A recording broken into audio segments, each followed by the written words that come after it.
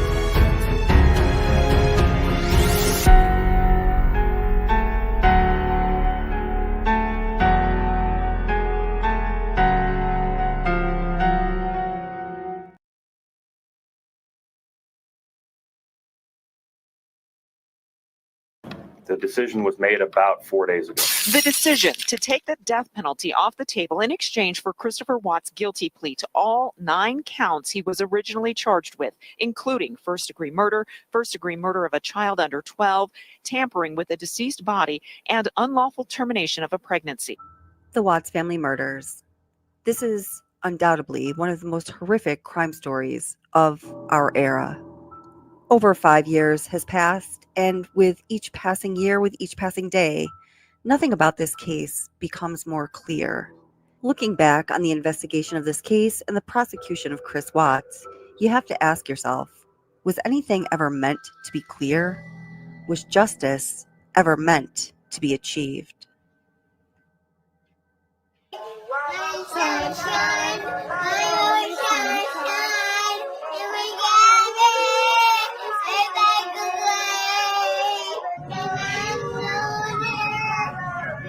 Oh, good girl. Oh, I love it. Good job. High five, baby. Understand that something very wrong happened in the initial hasty investigation of this case.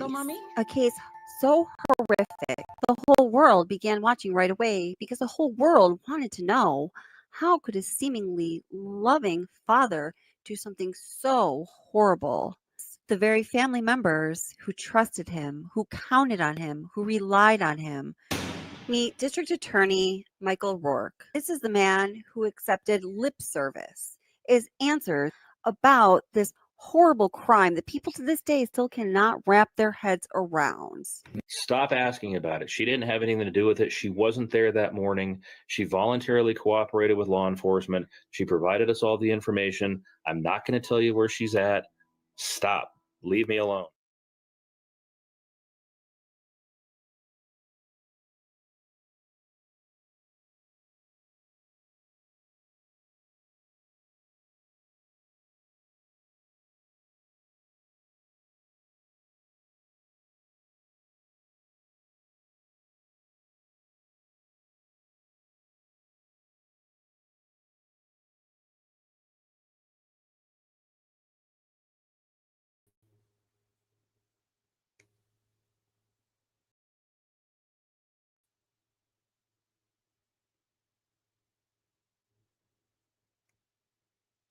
Okay, guys, so sorry about that. Welcome back to Watts the Obsession True Crime. And let me know you guys can hear me okay.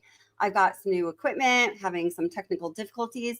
Just have to learn it when we're live in a live stream. So thank you guys so much for being here on this Sunday evening. And thank you for waiting. I know we delayed it a little bit. We're going to be talking about the new book by true crime author and my friend who's been on this channel many times, Kathleen McKenna Hewtsen. We love Kathleen. She wrote the book Blood in Marriage, which is a book about the Chris Watts case, Shanann Watts and Chris Watts' marriage and the relationship in different aspects of the Watts crime. So if you guys haven't read that yet, it's an awesome read. I know so many people have told me, oh my gosh, it's my favorite Watts book. She has a lot of information. And let me tell you, when Kathleen researches her cases, she goes all in and she does the best research. And she really does get the best information. So we're going to be taking a look at that. And in this book, she is going to disclose some new information that actually myself and another person on this team, Watts the Obsession, Kevin, are you in chat right now? He is one of our moderators, and he is an oil field expert. He was working very closely with Kathleen on this book, along with another team of investigators. They were a bunch of us who were looking into the Watts case, searching for the truth and justice. About a year and a half ago, got together to combine our investigative efforts to try to find the most meaningful information we could about this case as we searched for the truth and for complete justice for the victims. So a lot of the information that is disclosed in that book is a result of those efforts, and we're going to get into all of that. Now, this book is really opening up a door for us to talk about some things that were difficult to talk about on YouTube regarding this case. So we're going to be doing that together over the next week or so. And there are also going to be some episodes or live streams on Patreon, because that's just how it has to be done. Many of you know that YouTube is very touchy about the Watts case, and that is why it needs to be done that way. So if you would like to have access to those live events this week, where we're going to be disclosing really the information that is you want to hear, what the hell is it they found out, Cal? It's going to have to happen over on Patreon, and you will need to have a membership. If you want to be a part of that, is Kevin here? Hey, Kevin, have you read the book yet? If you do want to be part of that and you're like, I really just can't afford the membership, please email me at wattsobsession@gmail.com and we'll figure out something for you, because I do not want you to not be able to be part of this for that reason. So I first want to take a look at why should anyone, believe what we're talking about? Why should anyone think or believe that the investigation into this crime was not on the up and up or was not flawed in the first place? So let me just bring something here into the stream.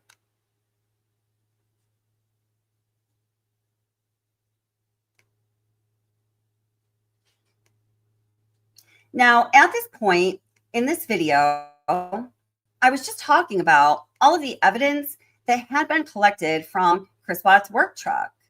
And we're going to go over right now, this is where the video picks up, exactly what those items were.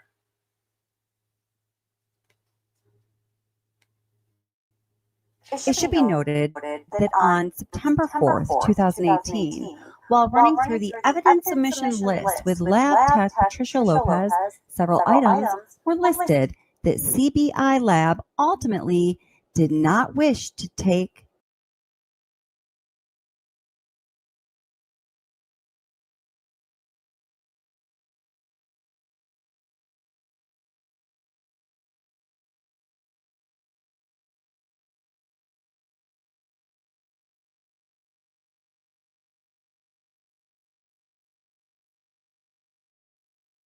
possession of at that time. Those items are crossed out on the evidence submission form, which has been added to the case file. The refused items are as follows. I'm going to read the last three items. All right, what I meant to do was turn the camera off and not mute my mic, but I did the reverse. So let me just say that again. So where this is picking up, they are going to be reading from the evidence list of all the evidence that was collected in Chris Watts' work truck. I'm going to be reading from a letter from the Colorado Bureau of Investigations to the Frederick Police Department, namely Dave Baumhover, who was the head detective on the case. And now there's an echo. You can't hear me now? Man. Okay.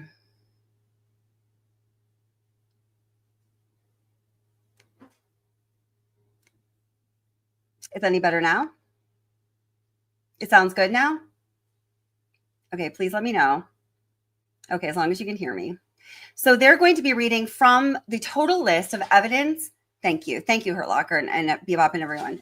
Awesome. Thanks, guys. I'm so sorry about that. So they're going to be reading from the list of all the evidence that was collected in Chris Watts' work truck. Again, this is the Colorado Bureau of Investigations saying these are the items that we are not going to accept. We're rejecting them. We are not accepting them to take them in for lab analysis. And it really is quite shocking. So that's where this video picks up. So let me just go back to the point where I intended for you guys to start. I think we're all good now. Should be right about here. There's our brown bikini beauty. All right. Pray. Fingers crossed. No echo. If there is, let me know. Let's go.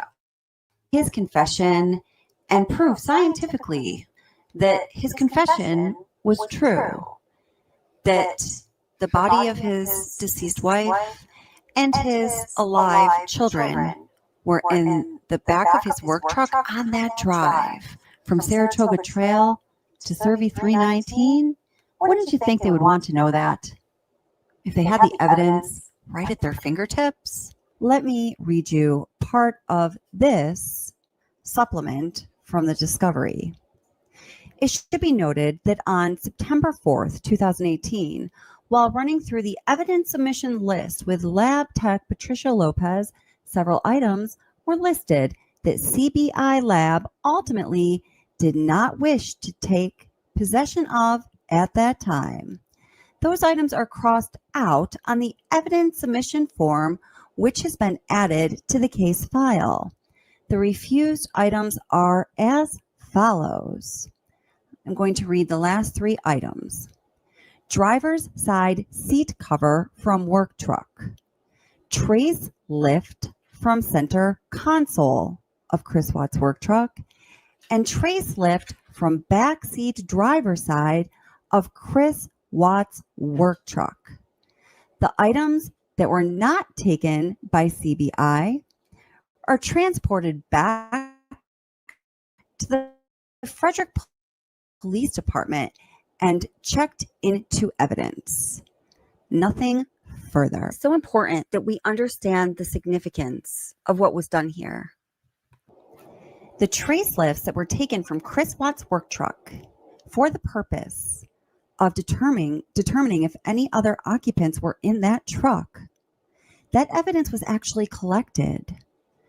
But CBI, Colorado Bureau of Investigation, chose to not send that evidence to their labs to analyze the evidence, to determine what DNA could be found, what hair could be found, what other evidence, trace evidence could be found that would decisively identify what, if any, occupants were in Chris Watts' work truck, and they could also determine if those occupants were alive or deceased.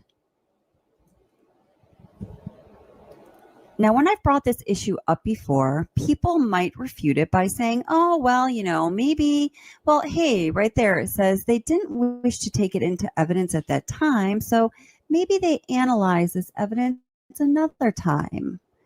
But guys, we know that's not the case. Again, I stress the significance of understanding this reality of why we know that that is not the case. Because District Attorney Rourke went with the story that Shanann, Bella, and Celeste were all murdered in their home at 2825 Saratoga Trail until Tammy Lee, Dave Baumhover, and Graham Coder went to interview Chris Watts in prison after he was already serving his consecutive life sentences on February 18th, 2018, over 3 months after his sentencing, and then gave them a more complete confession, informing them of what apparently really happened, that Shanann's life was taken at the home, and that sweet little Bella and Celeste made that car ride from Saratoga Trail to Survey 319, 45 minutes, alive, and it wasn't until there. The defendant then methodically and calmly loaded their truck, not in a hasty or disorganized way. He was seen from the neighbor's doorbell camera backing his truck into the driveway, going back and forth into the house and back out to the truck 3 different times, 1 time for each of their bodies. He then drove them away from their family home 1 final time, intent on hiding any evidence of the crimes that he had just committed. People who were involved in law enforcement, and they believe that this trace lift and DNA evidence would have determined if Shanann, Bella, and Celeste were in fact in that truck, if Nicole Kessinger or any other party was in fact in that truck, and if those occupants were in fact alive or deceased. Determining that is, of course, important for the sake of justice on its own, but it also has importance regarding more far-reaching consequences of the way that this case, in my opinion, was improperly investigated and prosecuted, and we will discuss those during the course of this video. I will come back to this. So the question remains, why did CBI choose to not analyze medical evidence that had already been collected? Now, and I will tell you that some of the information we're going to talk about, that is new information that is partially disclosed through Kathleen McKenna Hewtsen's book, Girls of Summer. And I also want to say that Girls of Summer is a book series, and she's going to be covering Nicole Kessinger, that's the first one, Jodi Arias, and Casey Anthony. She's such a great author. Oh my gosh, I have to provide you guys, can somebody provide the links to her books from Amazon, one of the moderators, maybe, and just pop them a couple times in the chat, and then I will put them in the description as well. Some of that information is disclosed in that book, and that which is not, because the one key source, well, really it was his wife, did not want him talking to the author who is writing a book about that, but I have all the information and the receipts, and that is what we will be discussing later this week on Patreon. And you do have to be a member to access those live events. The links are in the chat. And again, if you can't afford it, it's either $5 or $10 a month, whatever you choose. Either one will do it. Please email me at wattsobsession@gmail.com, and we'll figure something out, because I do not want to exclude you, because it's just sometimes life is hard, right? I get it. Now, just to be clear on the timeline, it was on September 4th of 2018 that CBI refused to analyze that evidence that had already been collected from Chris Watts' work truck.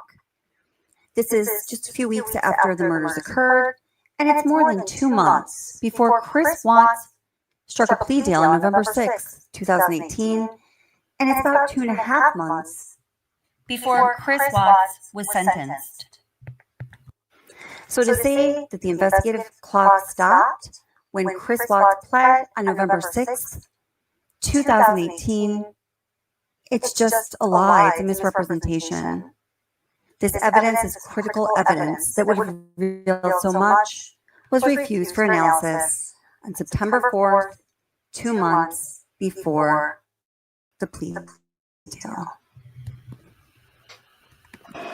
Former Morris County, New Jersey prosecutor Bob Bianchi comments on the Watts case. This is from 2018, right after Chris Watts was sentenced. And listen to what he has to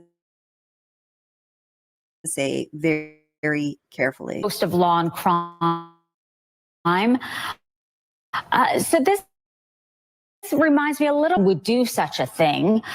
Chris Watts' mom, Bob, is saying this didn't happen. He was coerced. What's your take? Well, I mean, it isn't.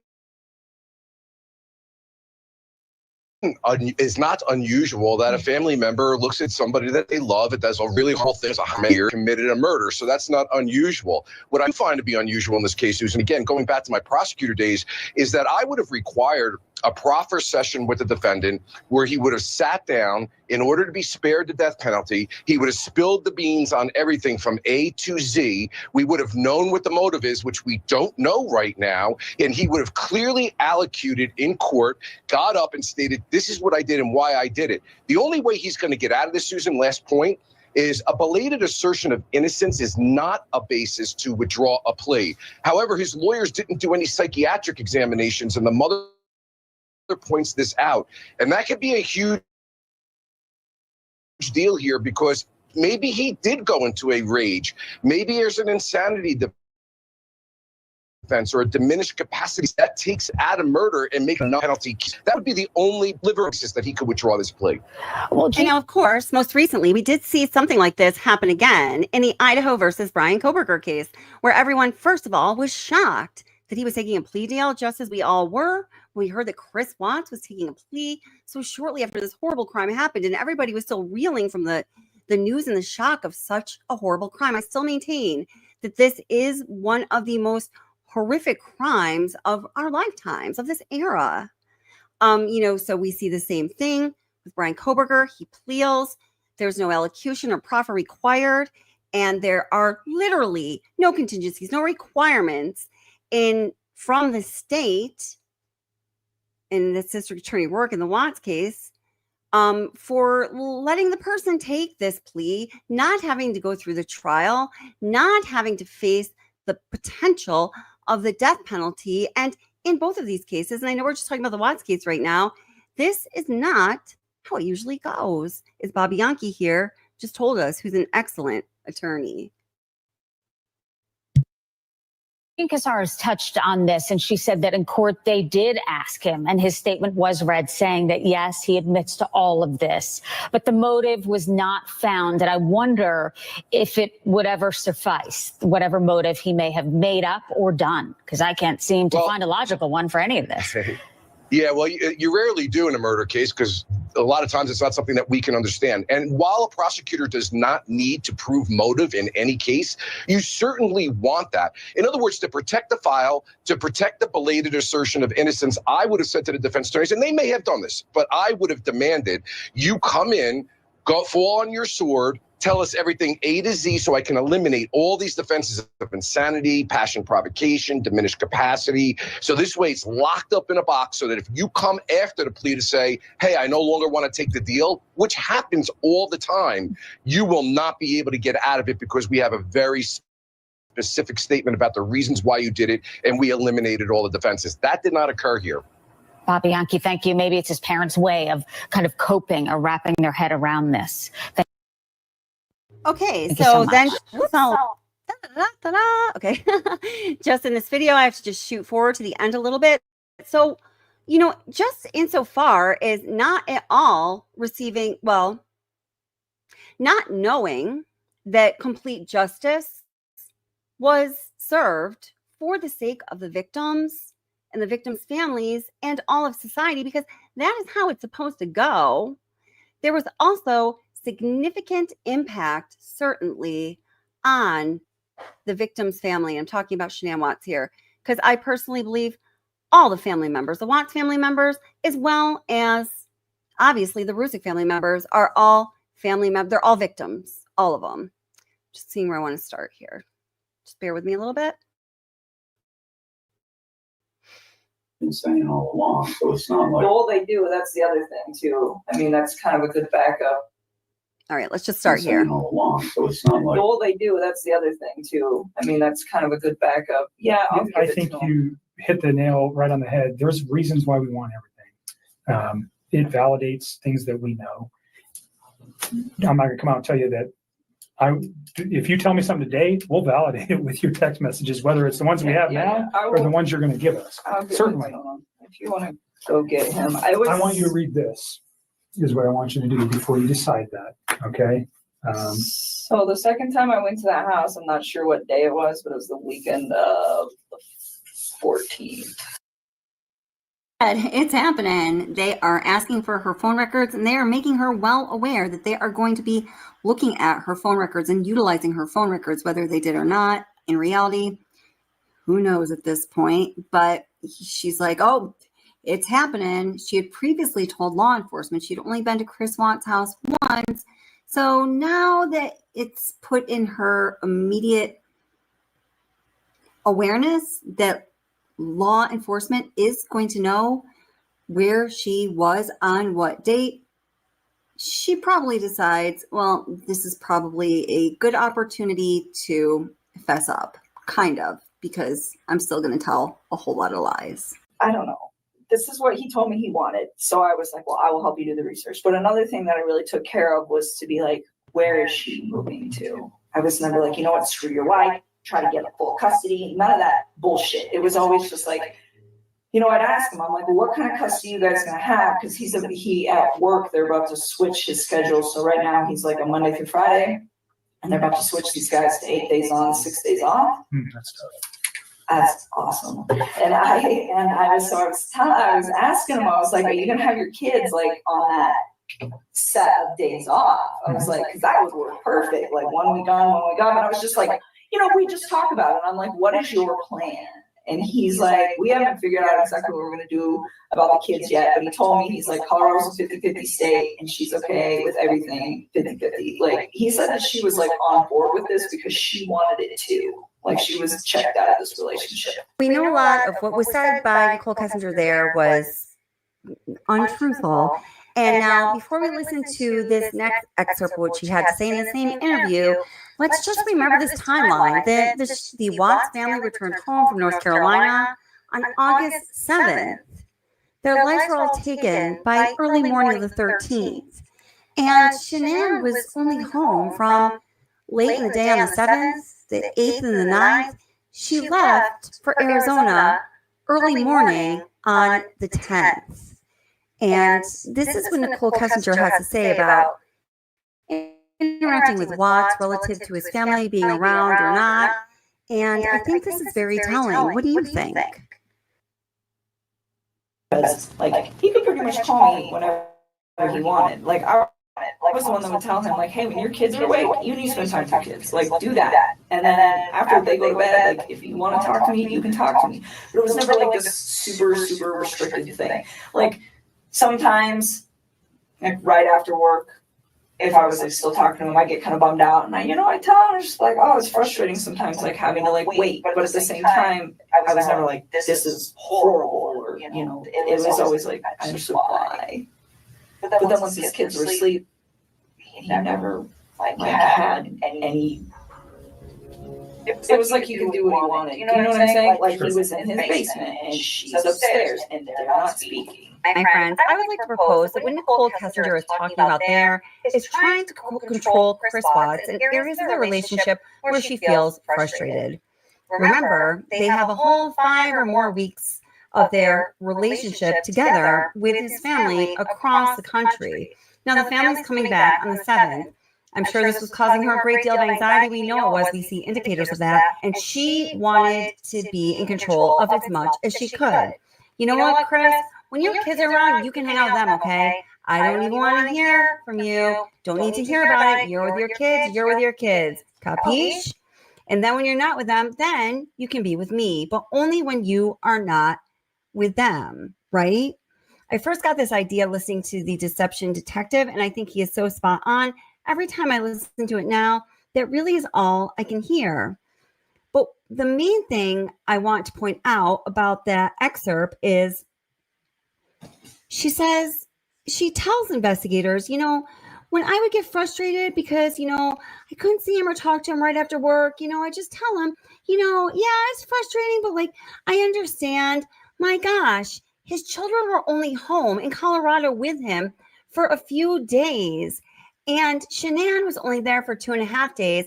And I would like to propose that the time that his family was home, this was so frustrating and unacceptable to her that she became absolutely unbearable and demanded that things needed to change.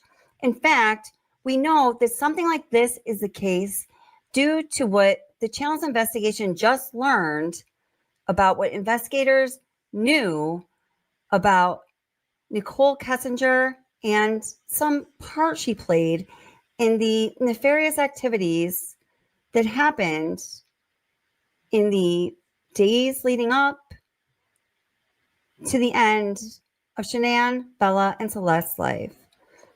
And we will be going deeper into that in the next 2 episodes of this series. In this Dr. Phil episode, we're about to explore a little bit.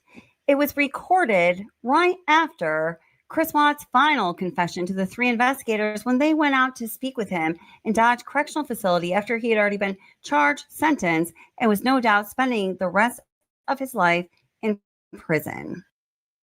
Okay, so we got a little bit extra from NK there. I forgot that was a very long video. I really want to start just about here, but that's okay. We can always, reaffirm that we know that the woman cannot tell the truth by listening to all those lies that she spews for the almost 12 hours of recorded interviews we have of her with law enforcement.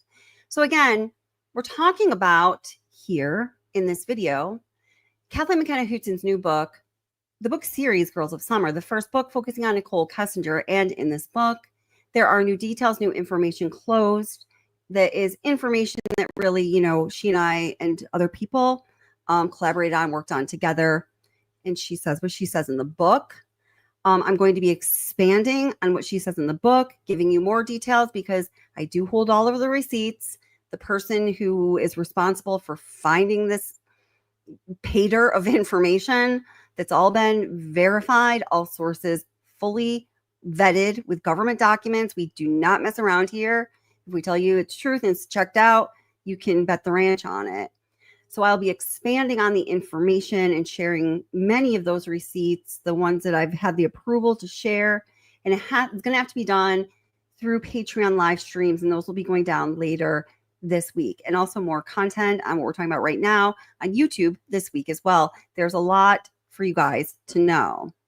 So we were just talking about why should we even think there's, a need to look for more information to make sure that justice went down the correct way in this case. Well, talking about Chris Watts' work truck, all the evidence that was collected. And on September 4th, 3 weeks after the crime occurred, CBI refused key evidence from Chris Watts' work truck. Hot damn.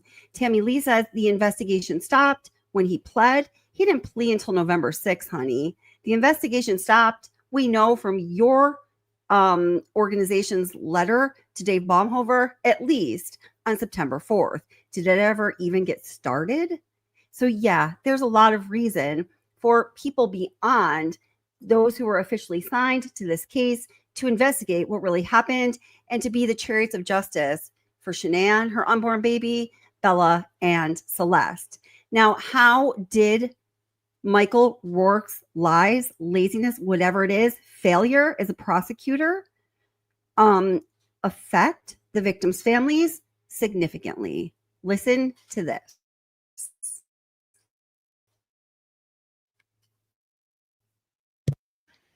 Dr. Fell in this clip talks to Shanann's family's attorneys.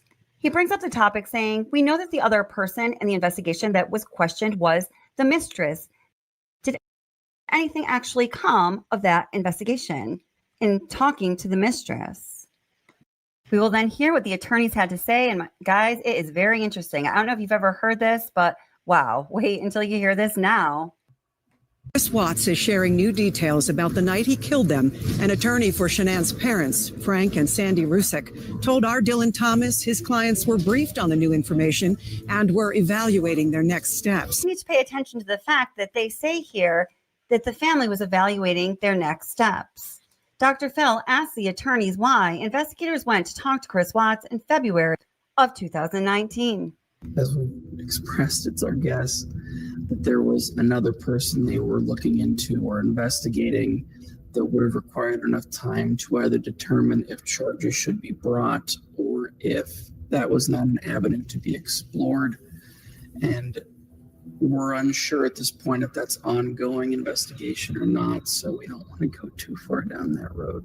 The Rzucek's family attorneys offer an explanation of why the Rzuceks may simply not care if law enforcement goes after someone else that may have been involved. I mean, think of Chris Watts' initial confession. He blamed Shanann for these atrocities. He blamed Shanann. The Rzucek's family's main concern was to clear Shanann's name, and rightfully so. They probably felt after that happened, they could move on. The result of that interview in February 2019 from Dodge Correctional Facility is that Shanann's name was, in fact, cleared. The family attorneys say that with this confession, they hope that it can be known by all that Chris Watts did not walk in to find his daughter's lives being taken by the hands of Shanann. The attorney goes on to say, and man, I can totally understand this, and I so much feel for Sandy Rzucek and the Rzucek family, that the way the information is coming out now, rather than in a prolonged way, as it would in a trial when they had time to emotionally prepare for what they were going to hear, there's information coming out every 2 to 3 weeks. And it's making Sandy feel kind of angry. And my gosh, who could blame the woman? It's torture. The attorney then goes on to explain how the Rzuceks went about making the decision that they did regarding the outcome they'd feel okay with there being a trial or not being a trial, accepting Chris Watts' plea or not, and having death penalty on the table or not. And remember, the information that they were given from District Attorney Rourke upon which they made that decision was information that District Attorney Rourke himself was not even certain of, because they never analyzed the evidence that was found in the investigation. So the story that they based that decision on was that pregnant Shanann, Bella, and Celeste's lives all ended in the home. And then Chris Watts loaded each of them into the truck deceased, drove them to Survey 319, where he disposed of their bodies. But that is not what really happened. That the family made the choice, whether you believe it's the correct one or not, to not pursue the death penalty.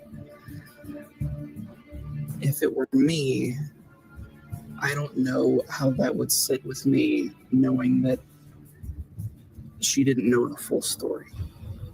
And that might very well have changed the position she took, what she advocated for at the time. All I can tell you is what I might do. It would definitely have changed the calculus. Well, isn't that for some me. egg in District Attorney Rourke's face? District Attorney Rourke relayed information to Shanann Watts' family based on an incomplete investigation, an investigation that he knew was incomplete, an investigation where evidence that was collected was not even analyzed. And based on that information, he asked Shanann Watts' family to make probably the biggest decision of their life so far. He stayed in their home for 3 days. After he found out some information that I talked about in the part 1 of this series, that Michael Prill indicated in his report in the discovery before the timeline, that not all of the material was found in Chris Watts' phone. In fact, he came across items from the secret calculator app, as he says, just as a result of curiosity.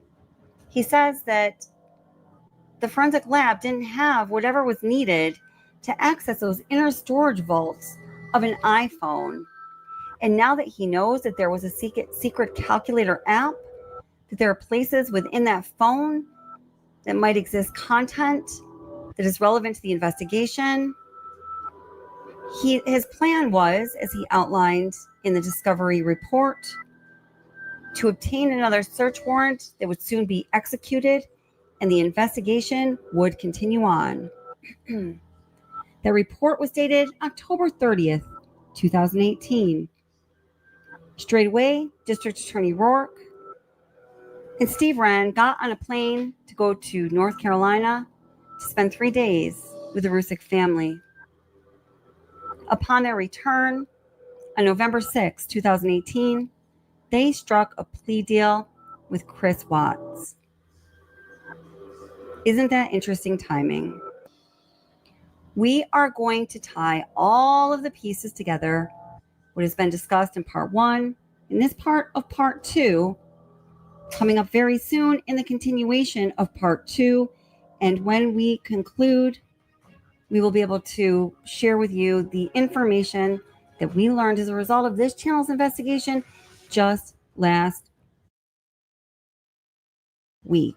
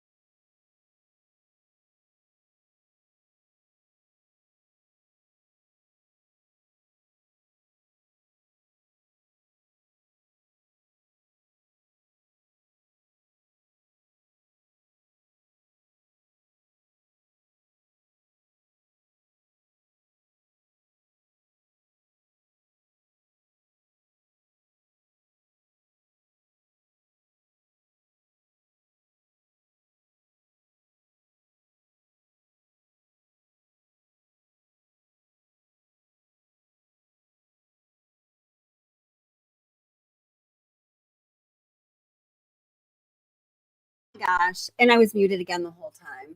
Oh, I was just saying, I've got some new equipment here, but I have to have my camera off. I need to take some tutorials on it. I was just saying, so it doesn't impact the quality of the live stream or the flow of the live stream. Like I have to keep muting myself when other things are playing, and I was just muted that whole time. Okay, so if you do sign up to become a Patreon member today, we're going to send you a copy of Girls of Summer, the first of the series of Kathleen McKenna Hewtsen's books in the Girls of Summer series. And that information that I was talking about, the end of the video I just played, where I said, oh, that I had just learned it last week. We had just learned this is the bombshell information, trust me, last week relative to when that video was made, which was a while ago at this point. And I've been holding on to it, giving information to the proper authorities when necessary, figuring out how we can do what needs to be done and get it out to the public in a way that's not going to take down channels and cause lawsuits and things like that. And that is what is now happening. So Kathleen is opening the conversation a bit in her book, talking about some of this new information.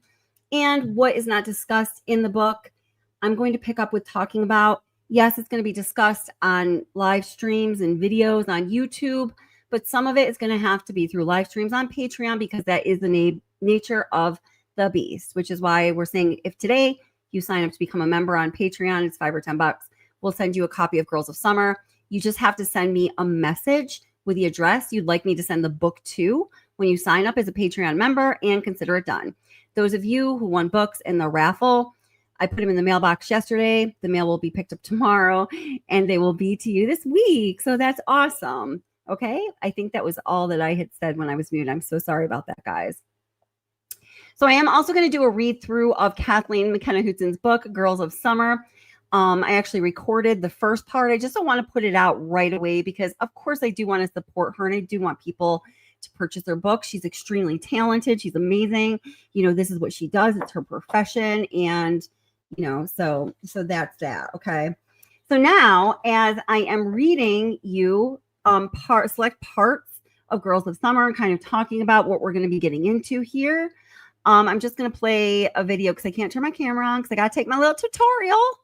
I'm going to just play in the background some videos in memory of Celeste Watts, whose life was taken at age 3. She just turned 3. Bella Watts, who is 4, almost 5, when her father took her life. And of course, Shanann Watts, Chris Watts' wife, loving wife, trusting wife until the very end, who was 15 weeks pregnant with a baby she was going to name Nicol. Would have been Chris Watts' first baby boy, would have been Shanann's first baby boy, and their third child. Chris really had everything a lot of people, a lot of men ever want: a wife, a family. A lot of people ever want, you know, a stable relationship, a family, a beautiful house, even though they couldn't afford it. Hey, man, it's money. They would have worked it out, right? And he destroyed everything. Did he do it alone? Why did he choose to do it? He did. These are huge questions that need answers. We do not have the answers to these questions. And the most important question, in my opinion, is, did he do it alone and has complete justice been served? So now you're going to be getting some of those answers with receipts. Oh, so many receipts. And yeah. All right. So I want to read the dedication Kathleen wrote in her book, the first book in the Girls of Summer series that talks about Nicole Kessinger. Kevin, could you please come up on stage? Oh, Kevin, no, don't be shy. No, come on up, Kevin. Come on up. Okay, everyone, round of applause for Kevin. Yay! Kevin, take a bow. Our very own Kevin. Let's see. Kevin, don't know how you do the voodoo that you do. Watts the Obsession moderator, also my friend and oil field expert. Worked closely with Kathleen as she wrote this book. And he's mentioned here in the dedication.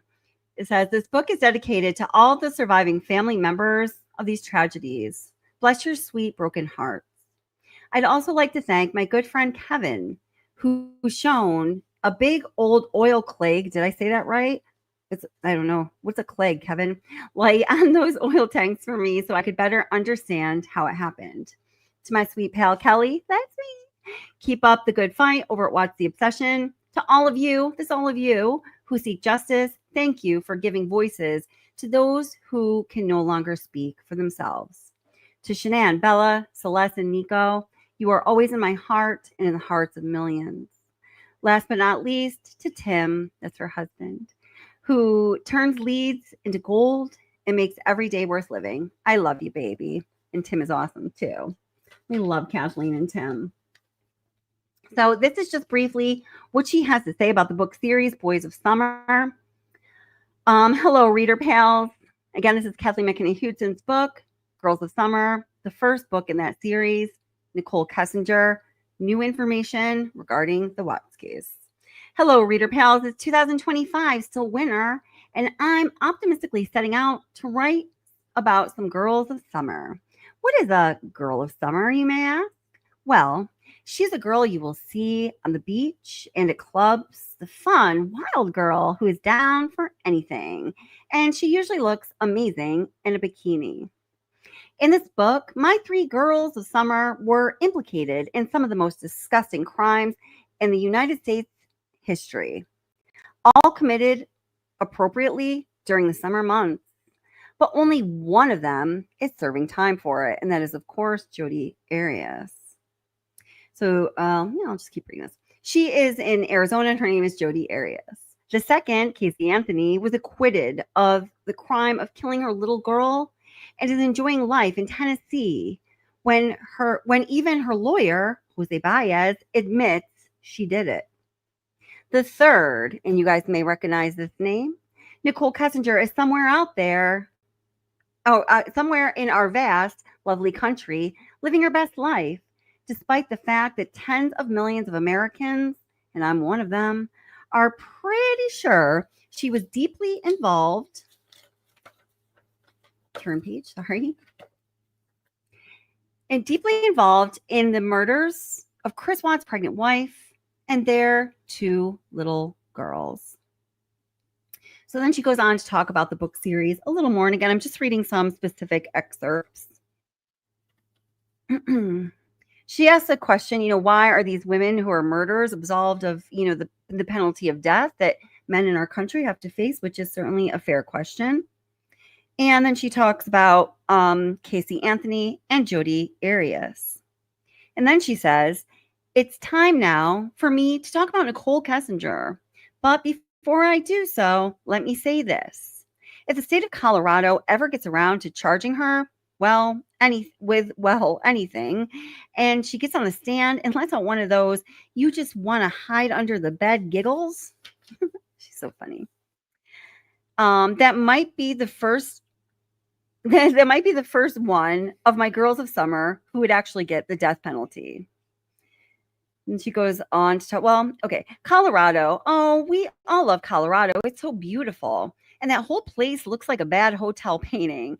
It's got everything you could want in terms of scenery. Lily, no. Sorry.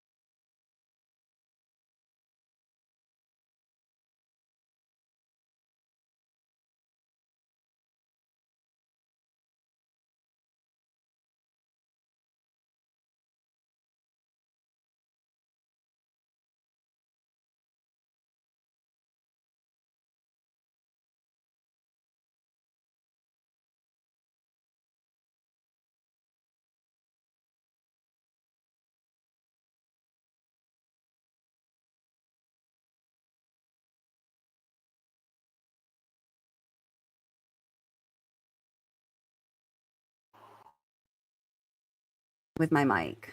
Huh. Okay. All right. I'm so sorry, guys. I get new equipment, so things are all better for y'all, but I gotta do my tutorial, I guess. Well, I didn't know how much you didn't hear there, but she talks about Nicole Kessinger. I thought you'd appreciate this part, so I'm going to read it again. She was pretty during the summer of 2018. She could rock a brown bikini. She also knew her way around a tube of KY jelly for her boyfriend's ultimate satisfaction. Kathleen, McKenna, Hewtsen, her books are a joy to read because even when she's talking about horrible crimes, she is so funny. You guys can hear me, right? You guys can hear me, right? Streaming is dynamic. Okay. All right. Thanks, guys. All right. Her name is Nicole Kessinger, Nikki to her pals, and she was the girlfriend of Chris Watts, the confessed murder of his entire family. Having known Chris for maybe up to a year, and she is my first girl of summer. All righty. Let me just take a little flip here and see.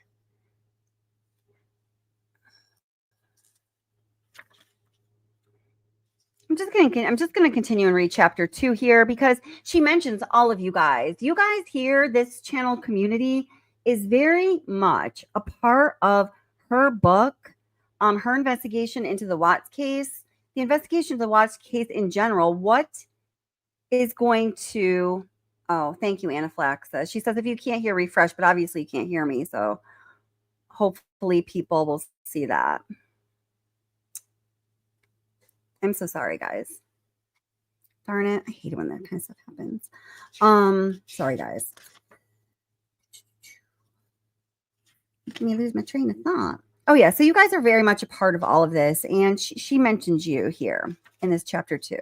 Is there a chapter 1? No, it's chapter 2. So I'm just going to read chapter 2. Dun, dun, dun. Part 1, Nicole Kessinger, Cruel Summer of 2018. Chapter 2 in the book, Girls of Summer. Book 1 in the series by Kathleen McKenna Hewtsen. I love it. She puts these little song quotes in the beginning of every chapter. And this one is, and now it's new, the shape of your body. I'm blue, the feeling I've got. And it's, whoa, a cruel summer. Name that tune and artist, y'all. Do, do, do, do, do, do, do, do. Oh, you're right. It's Taylor Swift, Cruel Summer. August 13th, 2018, a man named Chris Watts killed his entire family. At first, on the day of Monday, August 13th, 2018, he said that his wife, Shanann, had run off with her 2 daughters, Bella, age 4, and Cece, age 3. But the very next day, and failing a polygraph test, and it being pointed out to him that she had left all of her personal effects behind at the house, and her car, and the car seat, he adjusted his story to say that he strangled Shanann shortly after her arrival home from the much-delayed flight out of Phoenix after he had watched her murdering the girls during the early morning hours of the morning over a baby monitor.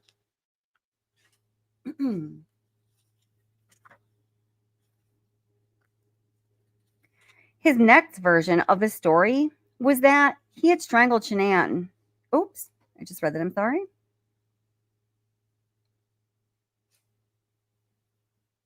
No, I didn't read that. His next version of the story was that he had strangled Shanann shortly after her arrival home from the much-delayed flight out of Phoenix during an argument in bed in the early hours, and it got out of hand, and he then murdered the girls.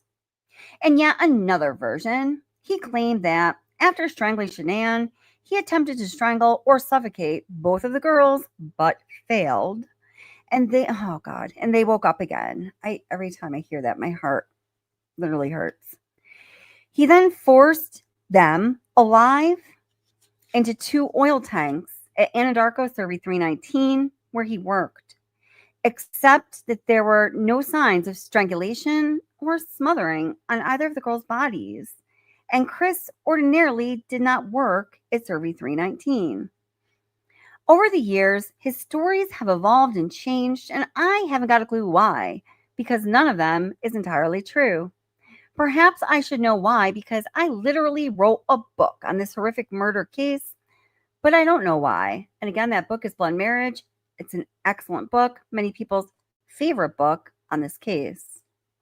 Except that my current theory is that in all of his stories, he was trying to hide the significant involvement of his girlfriend, Nicole Kessinger, in the events of July and August 2018 that led up to the murders of Shanann Bella Cece Watts during the night of 12th to 13th, 2018.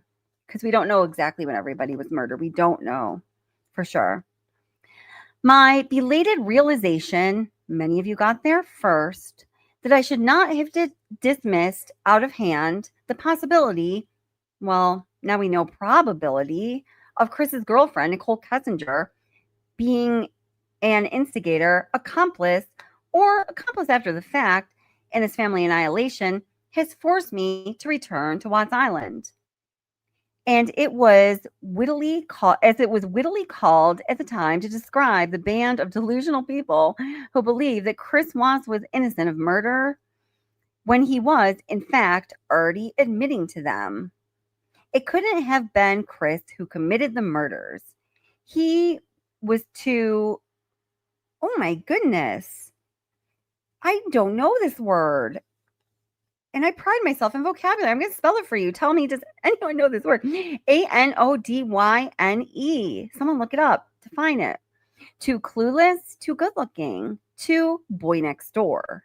His wife, Shanann, must have driven him to do it by provoking him beyond his endurance. His girlfriend, Nicole Kessinger, must have driven him to it or even done the whole thing herself. Chris's sister may have played a part too. She's saying that's what, people were saying on Watts Island, way back in the day. And they still do, right? And because the inhabitants of Watts Island were so delusional and seemingly misogynist, I did indeed dismiss the idea that Chris's girlfriend, Nicole Kessinger, was anything more than a hapless, maybe besotted mistress who inadvertently got involved with a married man who independently decided to destroy his family in order to be with her. This was after I entertained and then rejected the notion that Shanann Watts may have been a ball-breaking harridan and that Chris Watts' sister may have had anything whatsoever to do with anything that went down that August. I was also speaking with Cindy Watts. Now, remember, Kathleen McKenna Hewtsen was the author of the book that YouTube channel that was a really big YouTube channel that only covered the Watts case back in the day, stole and then leaked and, did not give credit to Kathleen. But she is the person who wrote the book, All My Broken Pieces, that I do have an audio recording on this channel, including the part that was never released that I got from Kathleen. So Kathleen, I'm sorry, again, says, I was speaking to Cindy Watts, Chris's mother, for hours almost daily during that time.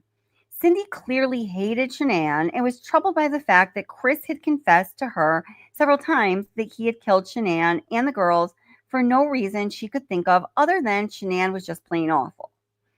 And was Shanann's unborn child really Chris's? She had a theory as to who was the real father. Chris had been such an easy child.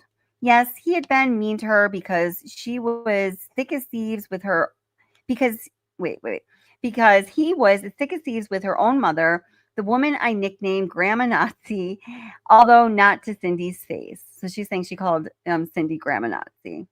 I didn't know if that was clear. Yes, Chris's sister thought Chris was autistic. Yes, Chris never had any close friends apart from his best friend, Mark, right? Mark Jameson. We've all heard that interview. But Shanann. From my side, I repeatedly referred to Chris as the filthy child killer, and Cindy would agree that Chris had indeed killed Shanann and the girls. Then, the very next day, she would say that she couldn't believe that Chris really had killed them or that Shanann had asked for it. Our conversations became a continuous cycle of Chris is guilty, Chris cannot possibly be guilty, around and around and around for days, for weeks, and even months on end. And yet, Cindy never pointed the finger at Nicole Kessinger for having any potential involvement in the murders. She never discussed her at all. And I never thought of that. That is kind of weird, right? You'd think that would be, because we know how much Cindy Watts really wanted to deny this. And of course she would. What mother wants to believe that their child could do what Chris did? Why did she never point the finger at Nicole Kessinger? That is a good question. Back to the book. So the inhabitants of Watts Island were crazy, blaming any woman they could think of for being responsible for the murders, but not Chris.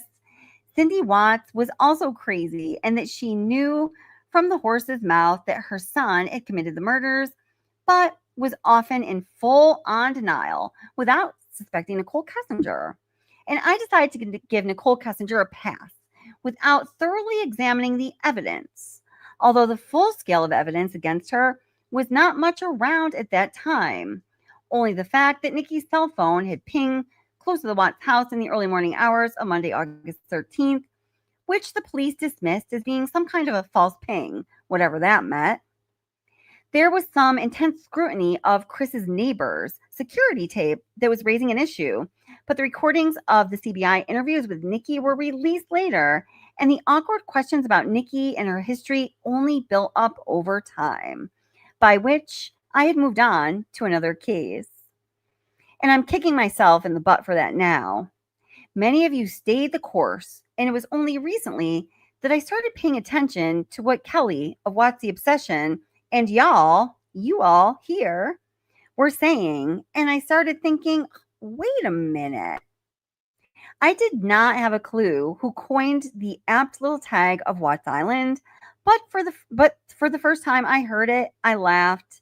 Was it a play on the old TV show, which I think you can still watch on Nickelodeon, Gilligan's Island, which is about a hapless crew who set out for a 3-hour cruise and got stuck forever on an island they couldn't escape? That show is a comedy, whereas on Watts Island, you get stuck there forever, but it's never funny, except for the black humored sheer awfulness of it all. If you have a dark sense of humor, which I personally do.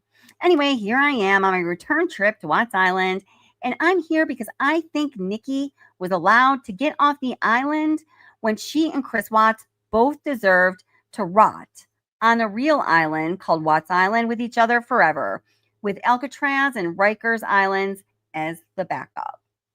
So clearly, she's stating her case. She's making her case that, I dismissed Nicole Kessinger as being a potential culprit in a crime, an accomplice, an actual murderer, an accomplice after the fact, any criminal liability. But now that I have my greater senses and wit about me, I need to revisit this. And, thank you for the definition. Who is that there? Let me check it out. Thank you for the super chat and the definition, Cuff You. You're the best. Cuff You says, I don't even know how to pronounce it, refers to a pain-killing drug or medicine, like a pain reliever. Or, okay, well, hey, thank you. I literally still don't even know how to say it. It's very rare I come across the word I don't know the definition to or can't say it. Okay, so just give me a moment here. Let me just take a look. Do you want to hear a little more of this book? Yeah, I'm going to read a little more. Just one moment. Just let me take a drink here. I'm just going to turn the audio on in the video you're watching in the background here. I have to just go grab a drink, okay?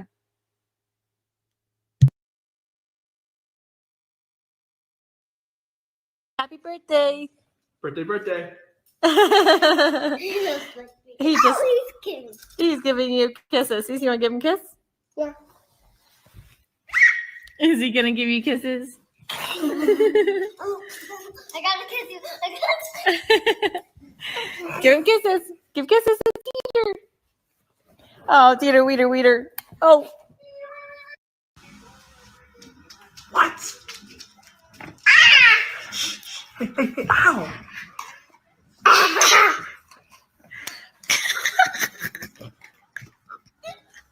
Celeste.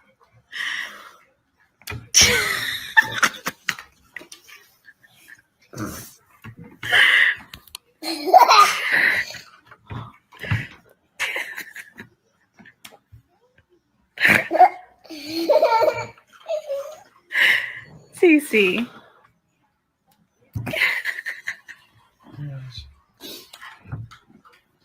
Oh my gosh, Brian.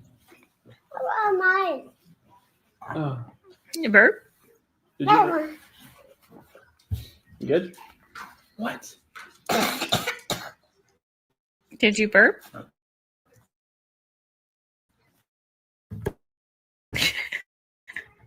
Cece, say, what? Good job, Bella.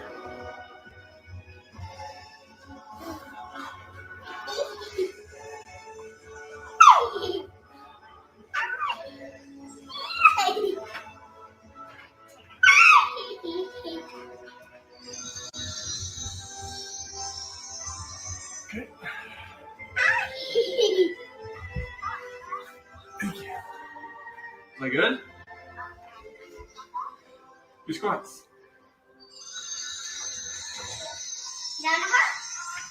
Good job. She said yesterday, she was like, Mommy, I found your heart. You have a heart now.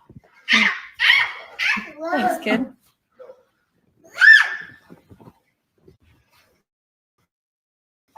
This is your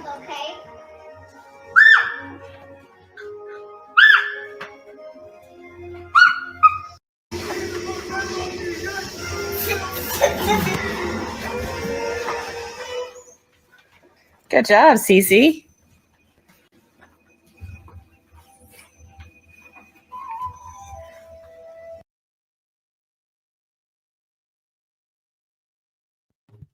My God, they are so freaking cute. What a horrible tragedy. What a fucking horror. Look, they're so freaking cute.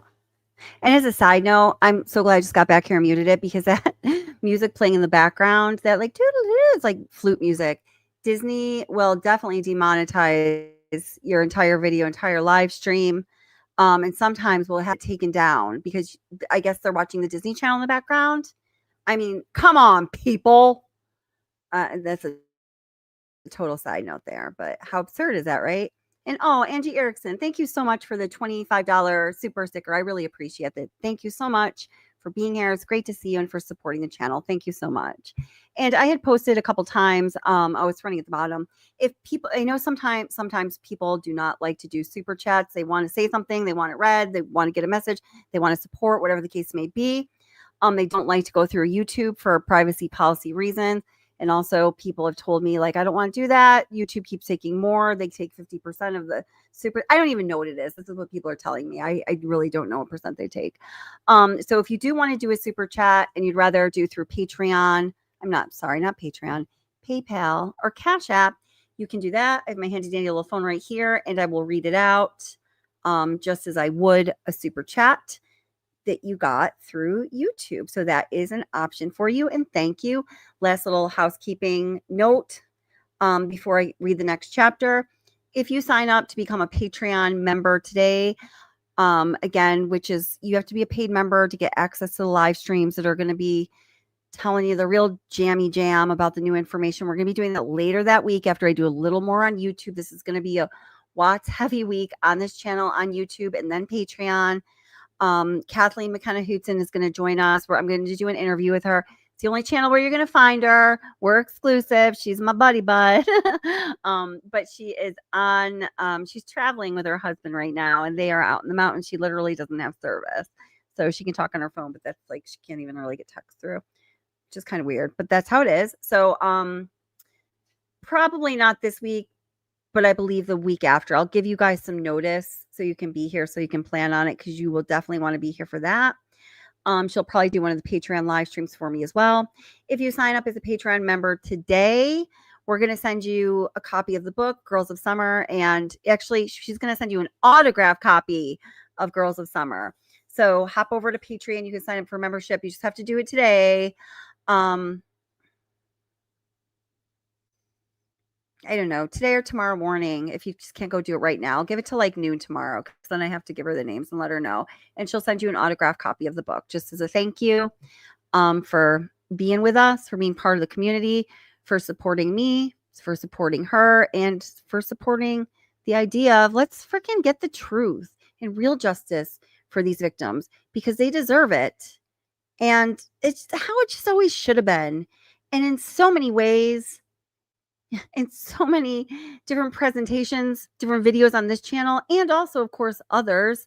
A lot of people get this case wrong, but a lot of people get it right and point out really, really good points, indicating where the investigation into these horrible crimes failed or didn't happen or did, but the evidence of those investigative efforts have somehow, diminished, dissolved, evaporated over the years. And the results, the work product of those investigative efforts are really nowhere to be found. And that's some of the information that we have here with receipts from vetted sources, information verified.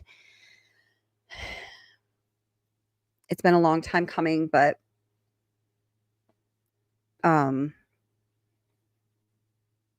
yeah, I think we need Patreon. We'll talk about that more on Patreon. Okay. I'm going to read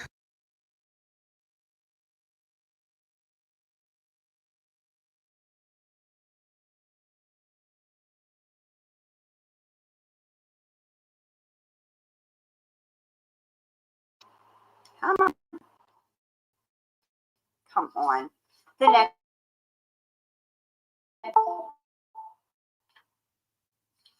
my bunny. She's sitting right next to me, and she's grabbing the cord to the mic with her mouth and yanking on it. She's trying to get my attention. She loves attention. This bunny loves snuggling. She loves to be pet.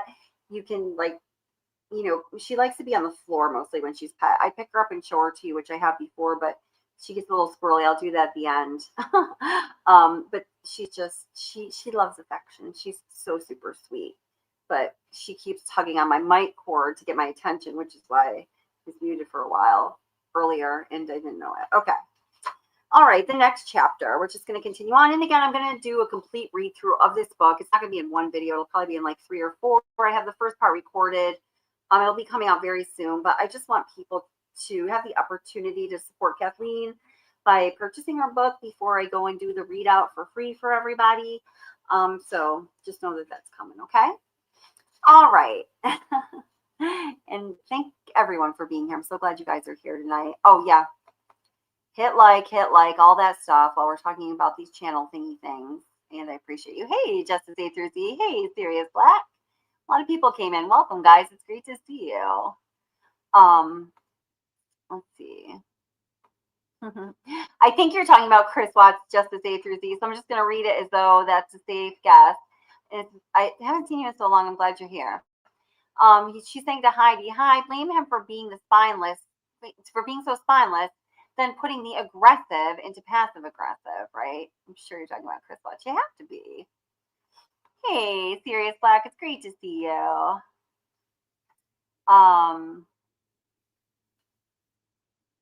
right. Oh, God, I want to read all your comments, but here, let me read another chapter first, and we'll see where we're going to go. Oh, CE says those babies would have been the best big sisters. I know. It's terrible. My God, Bella was so freaking excited for that new baby, and she was, oh, my God, she's so cute. Cece didn't know what to expect, but she was excited. They both wanted a sister. I wonder, you know, you just think, like, how would they have reacted when they found out they had a little brother, you know, like Sandy Rzucek talks about, or maybe it's Shanann saying Sandy, I don't know. Shanann was with her mother, Sandy, Bella's grandmother, and Sandy asked, well, what are you going to do if it's a boy? You know, she said, I want a sister. What are you going to do if it's a boy? I'm going to give it back and ask for a sister. You know, she's just so freaking cute. Aww. Yeah. Hey, and Cuff You, I will remember about the Discord. We also have a brand new Discord here at What's the Obsession. Thanks to Cuff You, I think primarily set it up. Pepper, Honey Bun, and Suspicious are amazing moderators. I barely know how to use it, but it's a really hopping place. And they also, well, not they, I'm part of it too. I just don't feel part of it because I'm so dumb at it. But also, What's the Obsession Kingdom. Now we have YouTube, Patreon, and Discord. So much fun. So many places to hang out. You guys, I love it. And to get to know you better, to get to know what kind of content you want. They're also doing several live events a week. It's my Discord too. I can do this. We are doing several events a week. And on Discord, we're discussing many more cases than I cover on YouTube, because content on YouTube is just me and me alone. Discord is really a community thing. Like the Adelson case, Christina Fermella. I'm working on some Christina Fermella material for YouTube. Also be looking for that. And thanks to Cuff You, we have some information that you really can't find anywhere else. I'm really excited about that. And a whole host of other cases. They have, I don't know how many different cases listed over there with great information, great resource documents, just everything. It's awesome. Please go check out the Discord. And talking about the book here, Cuffy is going to come up and we'll talk about it a little more. There was help from. All right, back to the book. Hi, Lily. You guys stop, honey. I know. I see you. You're so sweet. I will pet you all you want when I'm done with this. Okay, stop pulling on my cord. Okay. She did it again. Okay. Lily. Sorry. I hate pushing your weight, but you know, okay. All right. As I write this book, time will pass and things will happen. Life, right? As a case in point, it's April 1st, 2025 today, and I'm studying pictures from January of someone who looks like Nicole Kessinger. There she blows. I didn't read that right the first time I read this book. She's so funny. I do not judge people for their physical appearance, but the fact that she says "thar she blows" is just so funny because Nicole Kessinger, she was like so into macros and like, yeah, man, you know, I know when I like really work it, when I'm like really hitting the diet hard, I can lose like 6 pounds a week, man, like hitting the diet hard and the macros. And now she's just there, she blows. You know what I'm saying? She doesn't look great. I'm back to the book. She doesn't look great. She's pale and puffy and walks like an ice road trucker. And she's not the slinky girl who drove Chris Watts intentionally or unintentionally to do the unthinkable any longer. I'm glad of that much. Now, you know, I love how, you know, Kathleen says here, the girl who drove Chris Watts intentionally or unintentionally, Kathleen and I both know the intentionality of it, but these are the things you need to do. The thing, you know, and I should use that language too, so I'm not going to say another word about it. Okay, what you guys get it? Y'all get it? You get me here? You get it? Okay. Don't listen, YouTube. Cover your ears. And others should cover. There's a lot of people that need to cover their ears, really. And that's why we're going to be on Patreon a little bit this week, too. Okay. Of course, we can contrast whatever difficulties she may have faced over the last years, and who cares, with what happened to the victims. This coming summer, on July 17th, 2018, Cece, that life-loving, laughter-filled little girl, would have been turning 10. She had a rare courage, that small one, and one of my favorite quotes is, "Courage is the virtue from which all other things spring." There were oceans to swim in and mountains to climb for her, and Chris Watts and possibly Nicole Kessinger decided that she should die instead. Her beloved mother, her future little brother, and her older sister, whom she loved most of all, were also slaughtered. Whatever Chris Watts has said, and everything he says contradicts everything else he's ever said, the truth is that Cece died first. And that is the only comfort I've ever been able to find in this awful, awful case. I can assure you that if she hadn't gone ahead of them, Chris Watts would have had a lot of marks on his body. I completely agree with this, by the way. Cece would have fought and lost. She was, after all, only just 3 when she died. Jesus. But she would have fought back the best she could. It's easy to see when an amazing woman was going to grow up, what an amazing woman she was going to grow up to be. But at the time of her death, she wasn't thinking any of that. I think for her, just a chance to turn 4, like her sister, sounded great. A dream that would come true. Cece Watts died from a combination of assorted poisons. Her father, whom she loved, was a terrible combination of petulance, self-pity, and cowardice. And the toxic mix isn't so different or less dangerous than Benadryl, rat poison, paint thinner mix you can use to cook up some meth with, a mix that will put snakes in your head, the kind of snakes Chris Watts must have had in his head for months, maybe years before he destroyed his family. Amid this stew of interior poisons, he conjured up the idea the only way to rid himself of what he saw as a set of insoluble problems was to eliminate the whole family. Cece also died as a result of a woman's envious desire to take her father away from her mother. And we all know what a toxin envy is.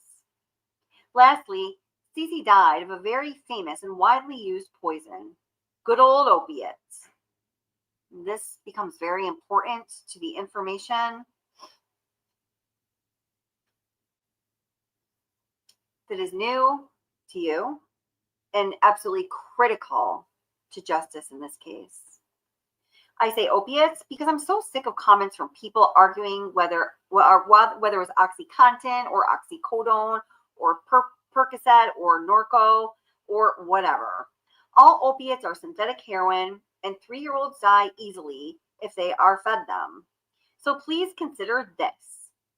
Whoever obtained the opiates that Chris Watts used on Cece and Bella that Sunday night of August 12th, 2018, they killed Cece, period. No arguments. And if you think I am ignoring the fates of Shanann and Nicol, let me address that now. God bless that beautiful woman, Shanann, and her baby. I think of them almost every day. They are a terrible loss, and again, in a place lacking comfort, I try to find something to be okay with. This isn't much, but I remain glad that Nicol died inside the mother who loved him. Oh, that makes me want to cry. Oh my God, it's so freaking sad. His father certainly didn't. Despite Chris Watts' usual attempts at playing Mr. Nice Guy about the pregnancy, little Peanut, I love you already. And that was something that he said in text messages between him and Shanann. When Shanann texted him an ultrasound picture of, the embryo, because he couldn't make that ultrasound, he cited tornadoes in the fields somewhere in Colorado that he was running from. So he told Shanann just a little bit before, I'm running from tornadoes, can't go. So Bella went to that appointment with her mama instead. So he's pretending to be Mr. Nice Guy. Quote, little Peanut, I love you already. End quote, as he proclaimed to the camera. He did not want Nicol to live to see daylight. He poisoned him and his mother twice to end them both. And then realizing that he was not having much success in line with the rest of his life story, he just put his hands around Shanann's neck and finally took Nico's life, along with his mother's, before Nicol could have one of his own. Oh. Shanann died in a terrible and painful way. Apparently being strangled takes 2 to 4 minutes. I'm glad it wasn't longer, although this is small comfort for her family, I do realize. And Bella, she is hard to write about, so I haven't. I didn't want to.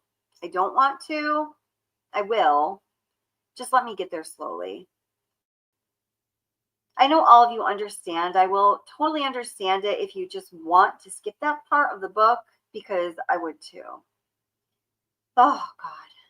And well, in the meantime, here's an idiotic statement from District Attorney Michael Rourke regarding this case. And I quote, Michael J. Rourke, if there were problems with Nicole Kessinger's story, we didn't investigate them because Chris Watts confessed. And yes, Kathleen, that is a total fucking idiotic statement. My God. So, back to the book. Oh, I see. But the thing is, I don't really see. DA Rourke also said that he didn't want to be part of a witch hunt. I get it, nor do I. But he knew a lot more than I did about Nicole Kessinger at the time, and he must have had some pretty towering suspicions as to her involvement in the murders. So what stopped him from investigating her anyway? What a well-stated and well-couched question. Exactly. Exactly. And a million more words than anyone ever needed to hear. That's what I've been saying and trying to convey in so many of the videos, because it's not right. It's horrible, it's wrong, and it's not justice. Knowing everything he knew, and guys, when you find out a few of the things that we know he knew from the start, the natural question that must just roll off your tongue with ease is, why the hell didn't he investigate her? Well, and why didn't he charge her? Those two questions have to go together, right? But it's shocking. It's absolutely shocking. It's absolutely shocking, considering the outcome was the death of 3 people, a pregnant woman, and 2 little girls. Man, okay, back to the book. The blanket indemnity he had given her on the instant, without a moment's thought or inquiry. Was it politics, pure laziness, or fiscal conservatism? Investigations cost money, justice costs money, and justice is like climate change. Something a career politician just pays lip service to. Justice has a ring to it, but in a politician's mouth, it just as often clanks. Justice just is not. Yeah, girl. Such a good writer. Yes, Shay, this is a great point. She says, remember when the district attorney slipped up and said Shanann had fingernail marks on her neck, then corrected himself? I will never forget that, Shay. That is a really good point and really, really important. Yeah. Yep. Absolutely. Good call. Good call. I want to actually find that. If anyone knows which, where I can find that, when he slipped up and talked about the fingernail marks on her neck, please let me know. Good call, Shay. Let me just take a look at this next chapter here.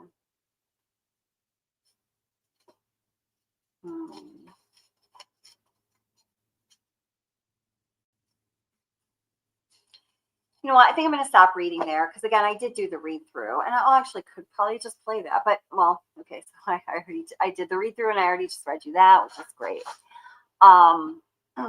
Yeah. So, those of you who won the book through raffle, it's on the way. And again, if you want to sign up to become a Patreon member tonight, like now, or tomorrow, early in the day, we're going to send you an autographed copy of Girls of Summer this week. And thank you so much for supporting the channel and for supporting Kathleen and her book, and we're happy to send you an autographed copy.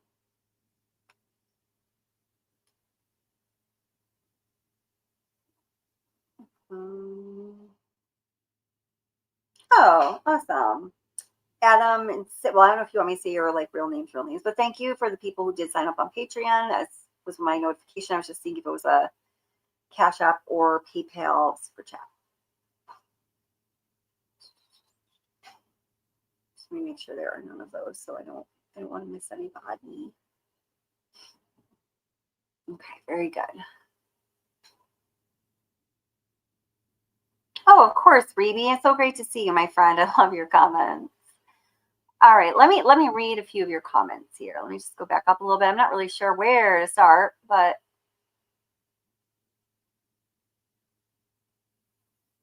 and then we have to talk about Discord too. Coffee, I will not forget. It's Anaphylaxis that says here, differing opinions are welcome, please. And I know you guys are doing great, and the moderators here are the best. Just be respectful to one another and to the victims and their family members. Show the bunny, Steve. Stevie, aren't you the one who named one of my bunnies? Was that you?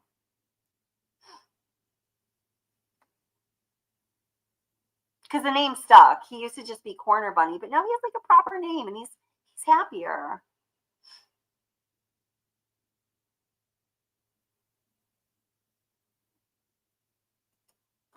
Yes, honey bun. Yes. And if yes, absolutely. If you become a Patreon member recently, we'll get, you just have to do this. If you're a Patreon member right now, or if you're becoming one right now, or like tomorrow early, you have to please send me a direct message on Patreon telling me the address you want the book sent to. And if for some reason I see you became a member and it's not there, I can email you through Patreon. So I'll try to do that before I give the list to Kathleen. But obviously we need to know where to send the book.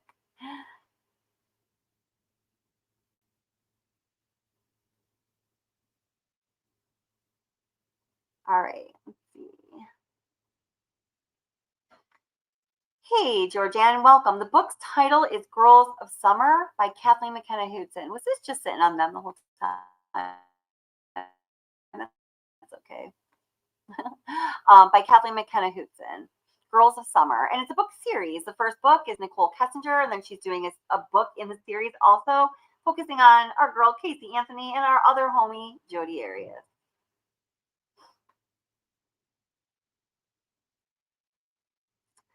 Hey, Daniel, it's so great to see you. I was thinking about you earlier today, and some of the stuff you sent me about education previously. Interesting. That I just saw you here too. Okay. Daniel says, "Hi guys. Regarding the sex of the unknown baby, or do you mean the sex of the baby? Are you talking about Nicol? At which point was a test conducted which positively identified the fetus as male?"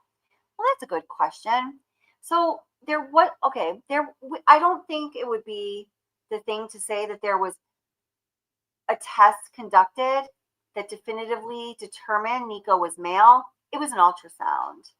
And we do know that at that fetal development age, remember Shanann was 15 weeks pregnant. Well, actually at the time, let's see, the ultrasound was on August 8th. The murders, sadly, were August 13th. So she really was 14 weeks pregnant. You know, there are mistakes that are made because you're just looking at a picture and looking for anatomical features, right? So I don't think that any, doctor or sonographer would say, we can definitively tell you if it's a boy or a girl. They kind of do their best guess. But it was on August 8th when she had that ultrasound done at 7 p.m.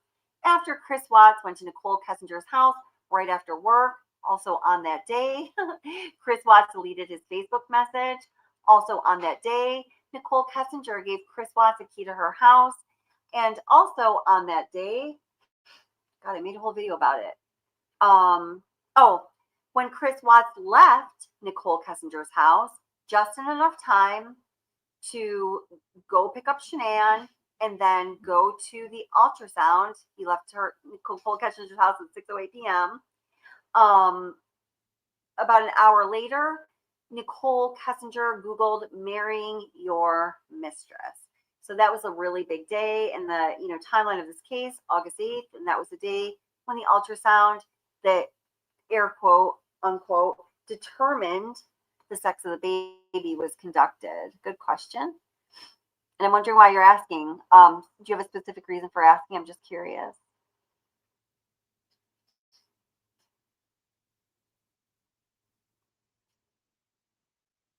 I'm just reading through. I'm just scanning some comments to read. And again, yep, here is Kathleen's new book, and it's going to be a talk of all kinds of conversation here and elsewhere. I'm sure.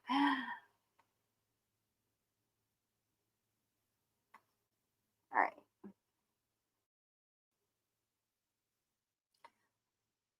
Unleash Rainbow, welcome. Says, "I was always confused when they say Cece didn't fight. If I just simply wipe noses from my grandkids, they put up a fight. My kids always did too." Right.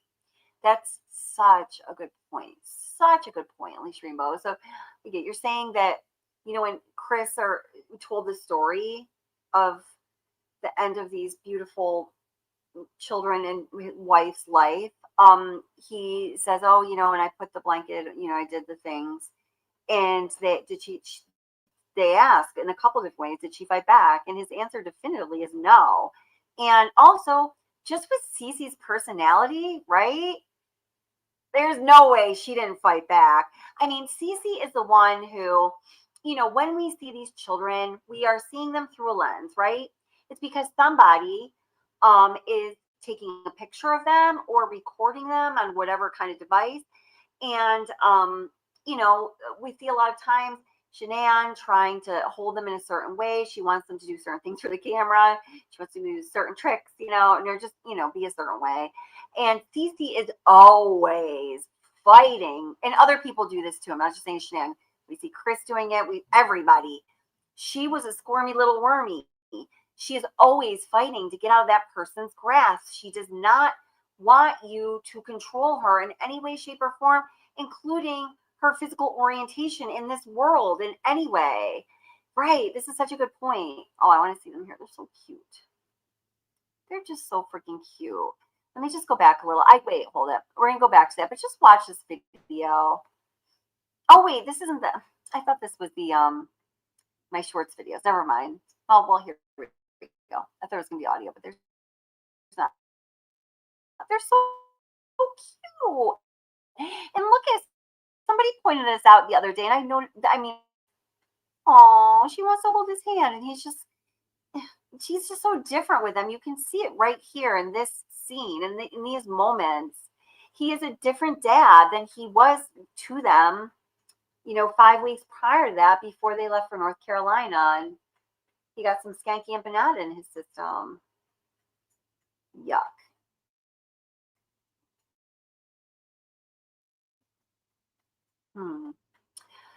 Okay, with playing in the back.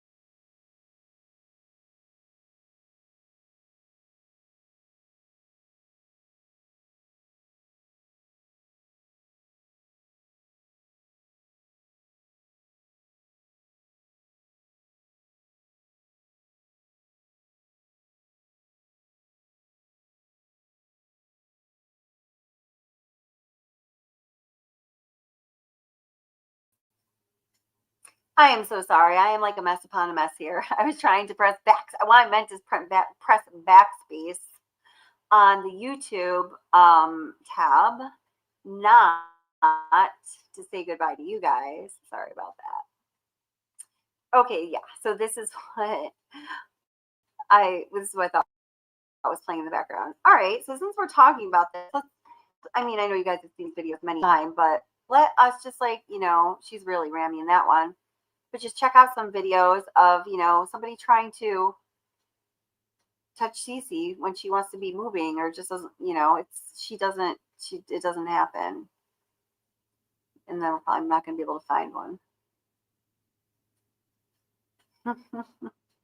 Little stinker. They're so sweet. The water park video. I guess I didn't find one right away, but let us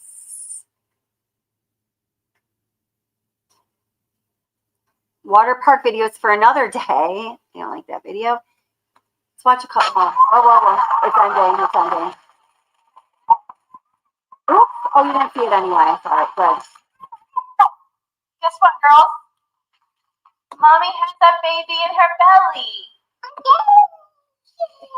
Are you guys excited? Yeah? Are you really excited? Oh my goodness. Come give me a hug. Oh.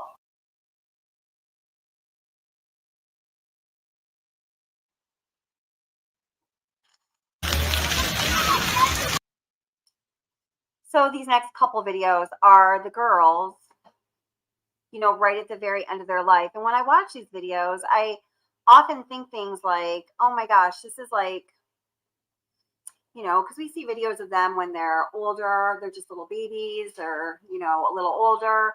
And then right up until the oldest age they ever reached, 3 and 4 years old.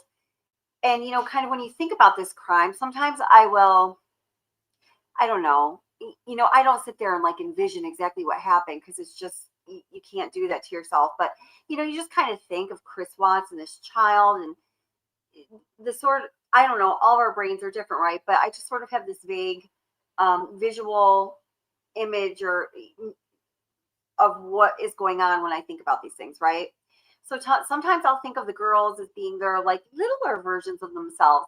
But in these videos upcoming here that are really close to when their father, perhaps with the help of another, took their beautiful little young lives, this is the size they were. They were this big or this little, and it's just, I don't know. That's all I have to say. There's no point to it.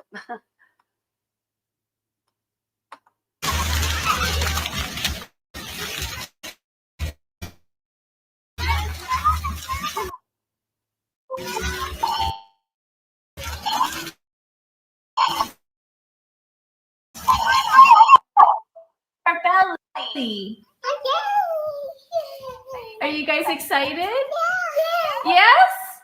Are you really excited? Oh my goodness. Give me hugs. Oh. I love you, girl. I got the baby a hug. You want to give the baby a hug? I love you, Bella. You're so sweet. Give me a kiss. Mommy. Mommy. Yes, baby. Birthday to you.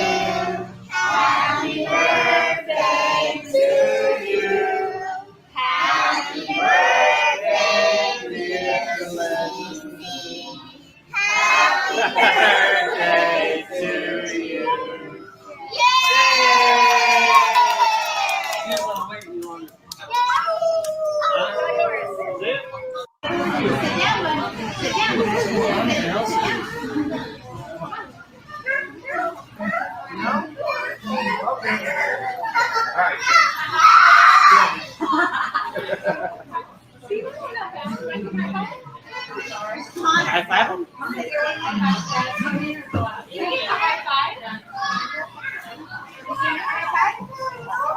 Yeah, nobody wants to go. From afar, definitely.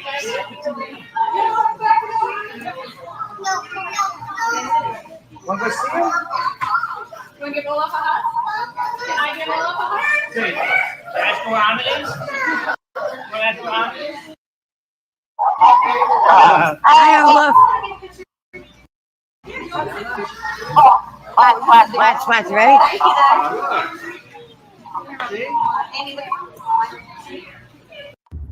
My daddy is a hero. He helped me grow up.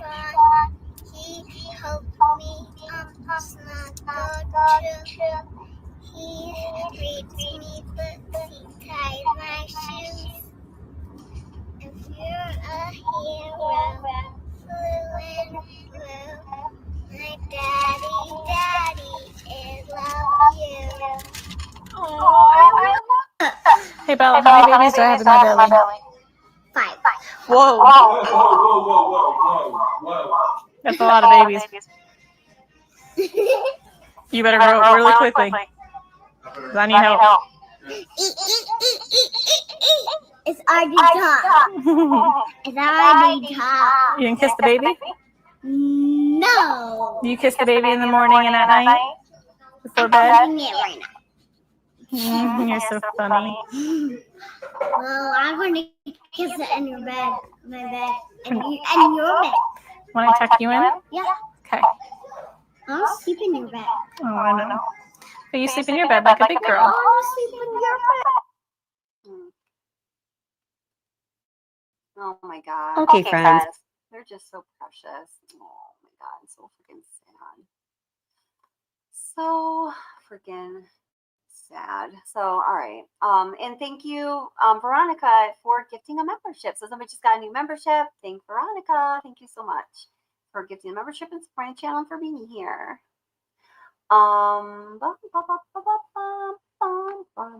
Okay. So anyway, I thought that was just that was a good comment. Georgianne again said, I think it's so sad. Oh, well, sorry. She made another comment. And yeah, it is so sad. And it doesn't seem like 10 years. But the other comment Georgiana made was, Georgianne, I'm sorry. You know, that it's just like not believable when it said that when Chris Watts, you know, did what he did at the end to Cece, that she didn't fight back. No effing way. Now, our new friend, Joe M, I'm so glad you found us, Joe, says, oh, yeah, you found your people, Joe. You stay right here. Says, Rourke only wanted to protect Kessinger, not see the truth. Yeah, well, let's think this through. Well, this is what I'm going to say. And as we continue the discussions about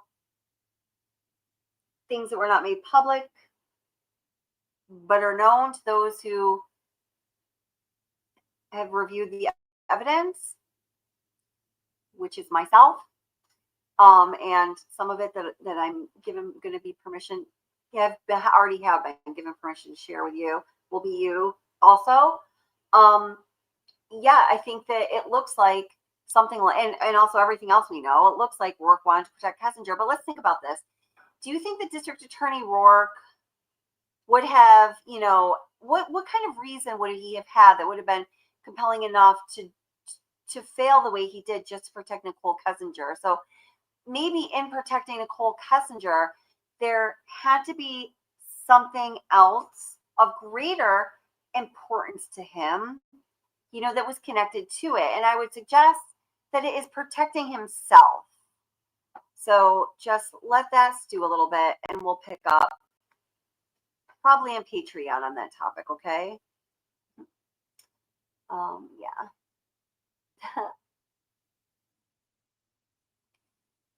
Let's see.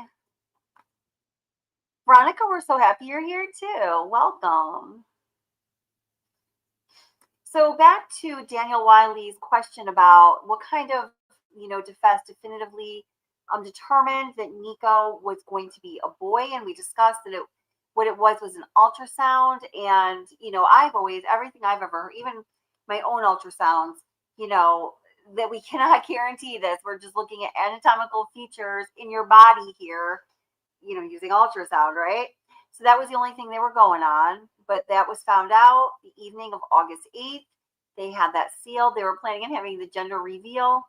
Nicole Atkinson went to the ultrasound with Chris and Shanann, and she talks about going back to the house afterwards, because remember, she didn't see Chris before the ultrasound because Chris Watts, on his first day back to work, after the whole family returned back to Colorado from North Carolina the day before on August 7th, somehow found himself the ability to go to Nicole Kessinger's house right after work. He got there at 3:08 p.m.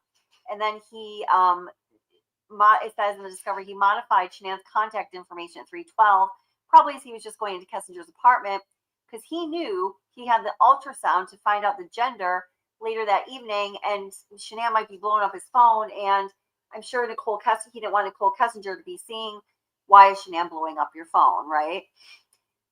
So, lost my train of thought. Anyhow, Nicole Atkinson did not see Chris before the ultrasound because he was at Kessinger's all the way from 3:08 to 6:08, a solid on the dot 3 hours.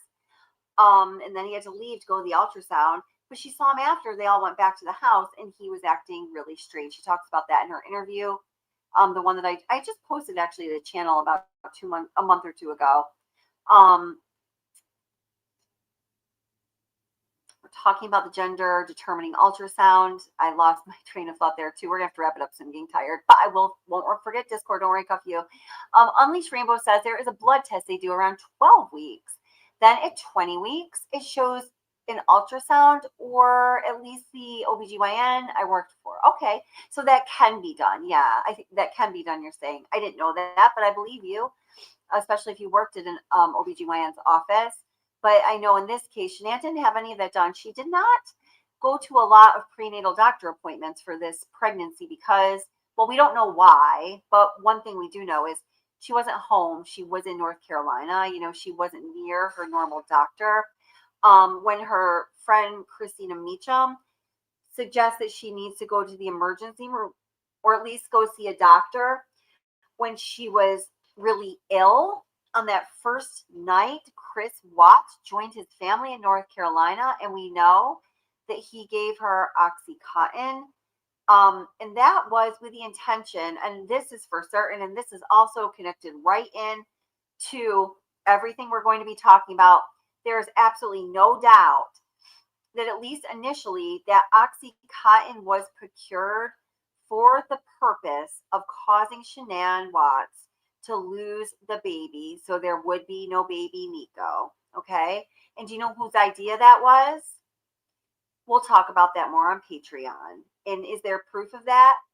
Abso-fucking-lutely. Is this proof that District Attorney Rourke saw before he accepted the plea? Didn't investigate Nicole Kessinger and didn't charge her? That's another abso-fucking-lutely. There are receipts. You will see some. So yeah. So we know that losing my train of thought. I'm so sorry. We know that Christina Meacham, when that night she got so sick because Chris Watts had given her that oxy whatever in attempt to make her miscarry, and she was just ill. Christina wanted her to go to the doctor, and she said no, she can't. Do you know how much it would cost? They're out of network here. So she was worried about the cost of getting medical care in North Carolina. She was out of network. Insurance wasn't covering it. Remember, they were headed towards their second bankruptcy.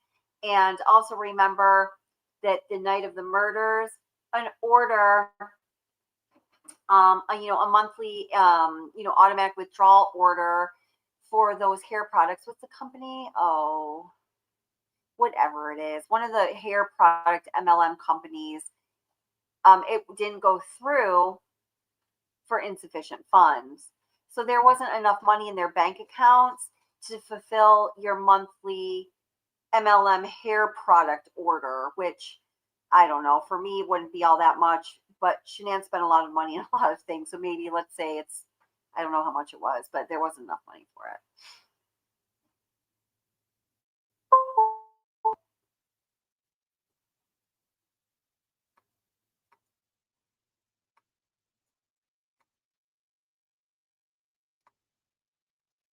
Sorry, I'm just looking through comments again. Again, thank you guys for being here. You guys, please, as I'm doing this, if you don't mind, please hit like. And if you're like, I'm not going to freaking do that, like, come on. Lift up a finger, hit a button, press like. Somebody, I'm saying that because somebody during the last live stream, I asked for, hit like a couple of times during the live stream. I actually removed this comment, which I almost never did, but was so irritating, was, was just giving me shit for asking people to press like. And I was like, are you fucking kidding me? It's like, move your thumb, apply barely pressure here if you're on a phone, or tap this button on a computer. Anyway, we're not going to go down that road. The babies are they're so beautiful. They're just beautiful, innocent children.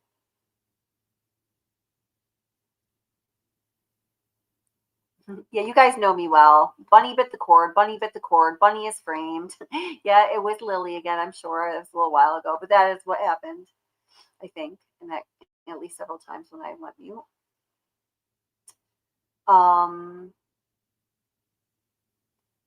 Yeah, and Daniel Wiley again talking about, determining the sex of Nico at Shanann's point in pregnancy, just says, and this is totally true, at 15 weeks is very difficult to identify the sex of an infant through an ultrasound, and the baby needs to be in a certain position.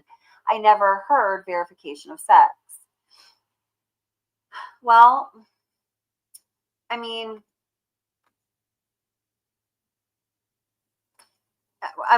not sure, what exactly are you looking for? All we know, is what is in the discovery, and we know that the ultrasound appointment was 7 p.m. on, was it Tuesday or Wednesday, August 8th?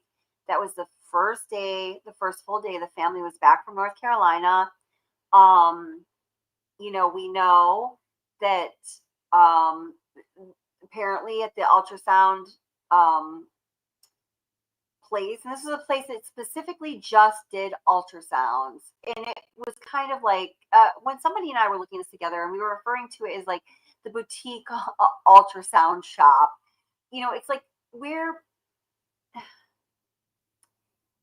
they offer all kinds of things you can do with the ultrasound picture to commemorate your first look at your baby, perhaps, or the first time you learned your baby was a boy or a girl, and like all these like fancy pictures, or like I don't know, almost like when your child gets their school picture taken and you get the little like wallet cutout photos to give everyone in your family and whatever.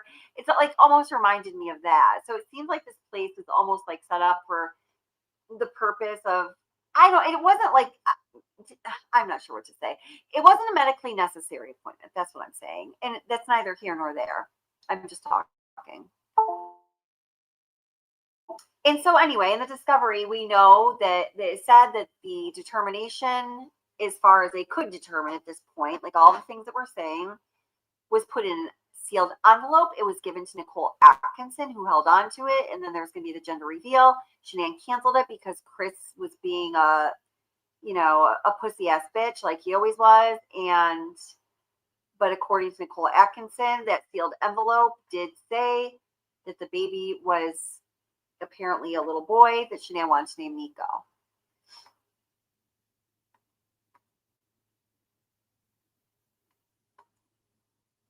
Well, thank you. Oh yeah, I did. Yeah, I had like lighting all nice and whatnot because I was gonna have my camera on during this full live stream, but I need to read the tutorial. I need to read the user's pamphlet with my things because they were messing me up earlier. Oh.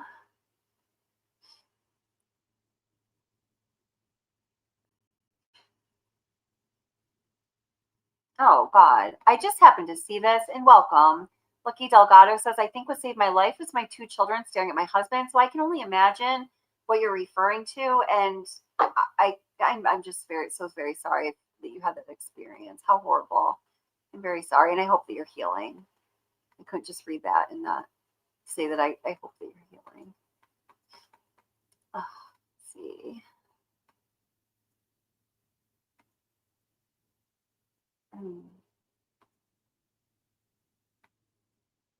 Yeah, Bella was 4. She may have been tall as an adult. I know she seemed like she was getting really pretty tall. I was thinking that. I think that about her as well.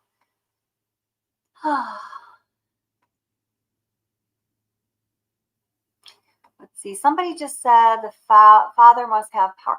Saddle up. Welcome. How are you doing? Her father must have power, and I'm going to only have to assume you're talking about Nicole Kessinger's father here. And you know, I don't really think that he did. This is something that a lot of people say. A lot of people have speculated about why he was even in that interview in the first place. And they speculate that it was he who had influence that caused the investigation to not in any way, shape, or form move in his daughter's direction. But I can tell you this. I made a video about him a few months back, 6 months back. I'm not sure how long. So I'd always been looking for information about him. And finally, I did a search one day and there was actually information there. So I was like, shit, I'm going to make a video about this one. And he's an engineer. He always has been an engineer. This particular article that gave me some leads into finding out more information from him from other sources. You know how the internet works, that web of information. Once you find something, you can usually follow it further. He was the head project manager, director on this project that was focusing on respirators during the COVID time. And it was very clear. I mean, I read his biography, his professional biography, his CV and all that. He's always been an engineer. And he talked about other things that he did. And other people talked about other things that he did. Nothing of a political nature, nothing of a, power or even social climbing situation. He seemed to just be an engineer and a family man. I did not find out anything else about him. He really seems pretty straightforward. I do not know why he was allowed in that interview room. I can understand his desire to protect his daughter. I don't know why they let him. But I don't think that he had any influence on the outcome of the investigation and it completely turning away from her. I really don't think it had to do with him at all. You might not agree with me, y'all, and you can tell me what you think if you have another thought on that. But I've looked into it as far as a person possibly can, and I don't find anything that says, yeah, her father had some influence over this, other than the fact that the investigators made a mistake by letting him be there. I mean, that's on them. I think it was money and Darko money that caused things to go the way they did. Is that what you're talking about? Hey, Valerie, by the way, I meant to say hi to you earlier and I don't think I did. Hi, Chloe. Are you leaving? Didn't see you earlier yet, but I'm so glad you're here. Oh, you've been lurking. Awesome. Oh, so kids are finally in bed. Oh, congratulations. How old are your kids, Chloe? It's great to see you.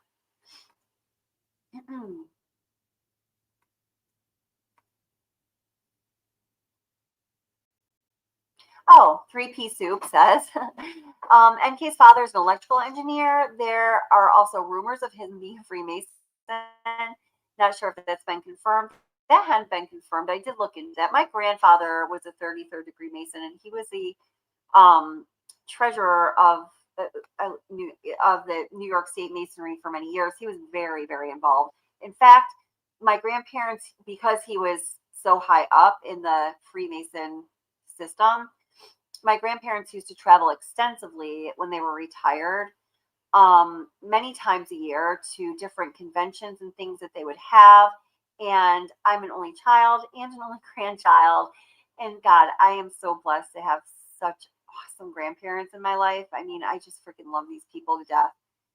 And my grandmother who was my last grandparent to pass away, died during COVID time. She didn't have COVID, so I was lucky to have them for so long. I love you, Grandma, Grandpa, Nani, and Gampy. He died when I was really little. And these were just like my impression of it as a kid was like, these are nice events, nice people. They were always focusing on, doing charitable things, kind of big, kind of high level projects for the community, for society. They definitely had their own ideals.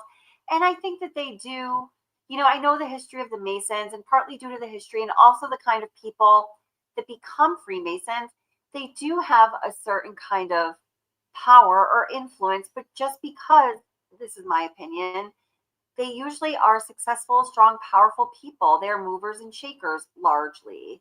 You don't see high school dropouts don't become Freemasons. No offense or shade to anybody that did not graduate from high school, but I'm just saying, I don't see them as a nefarious organization whatsoever, particularly with my kind of unique experience hanging out with the Freemasons, because whoever does that other than Freemasons and their wives, this Freemason's granddaughter, my grandpa's a 33rd degree Freemason, okay? And I never really knew what that really, I knew what it meant, but I know it meant so much to him. He was so proud of his involvement in the Masons. But anyway, but I've looked into, is he a Freemason? Haven't been able to find that out. But then people that I happen to know are Freemasons, but would otherwise have no particular access to their records, any different than any of you. And I acted like, I'm searching for them. Are they a Mason or not? Without first looking for them by, navigating through the World Wide Web due to things that I know about them that like you would not. And I could find them. I could find Masons being identified as Masons somewhere on the internet, but I could not find that Dwayne Kessinger is a Mason. I don't know. I don't think he is. I don't know, but I don't think relative to this case it has any matter or meaning, but I know people disagree with me. Hibiscus Tea says, that's so sad. She'd go to the hospital thinking it wouldn't be covered. It would most certainly would be when a person goes through the ER. I don't know. Is that true? I'm not sure. I'm always confused about that kind of stuff. But I mean, I think the really sad thing is that if you're having a medical emergency in our society where there is so much money, just obviously not distributed in an equitable or reasonable or like any kind of way that makes any sense, that people have to worry about getting medical treatment that's going to make them well or save their lives because of money. It's a fucking sin, and excuse, I keep swearing, I'm sorry. It's horrible, but we all know that. And I guess I'm saying in our society, I'm talking about in the United States. I know those of you in any other country, any other civilized country, probably have it better than we do in the United States in that regard. And that's, I'm really happy for that. But in the United States, things are a mess. And then MH says, it's so true. Hospitals help pregnant women in the emergency room. Okay. And that's why a lot of people who don't have insurance go to the emergency room, right? So yeah, that makes perfect sense. Nika's ultrasound pick. He's a little man already. You can see little fingers in his little face. I know. Oh.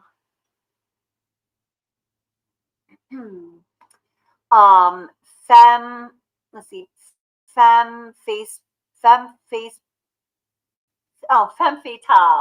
Awesome. I love it.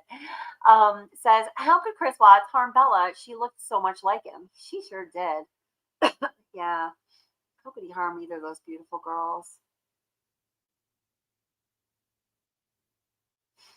Oh, good night, Georgianne. Thank you for being here.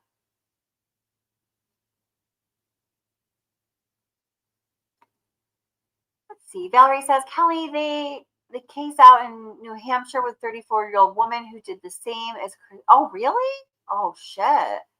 Thanks, Val. I'm going to look into that right away. I didn't hear that.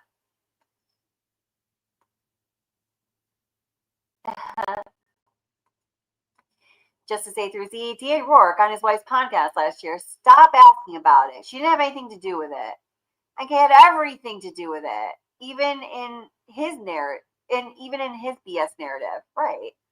Yeah.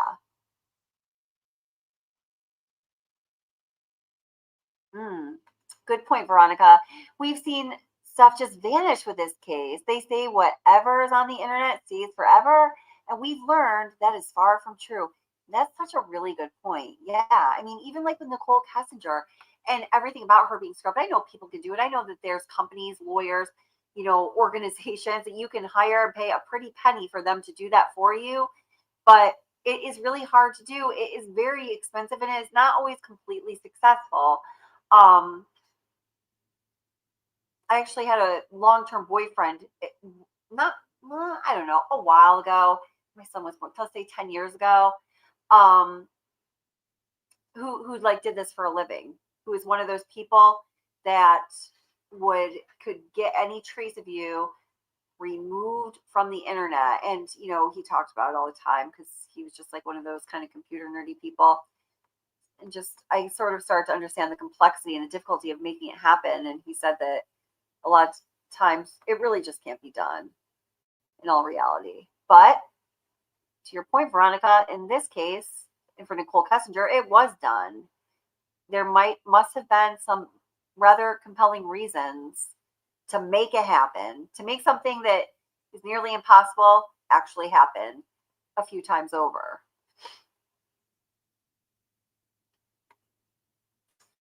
Lucky Delgado says, could you please do a video of Rourke on his wife's YouTube video? I haven't seen it. Oh boy, it's a goodie.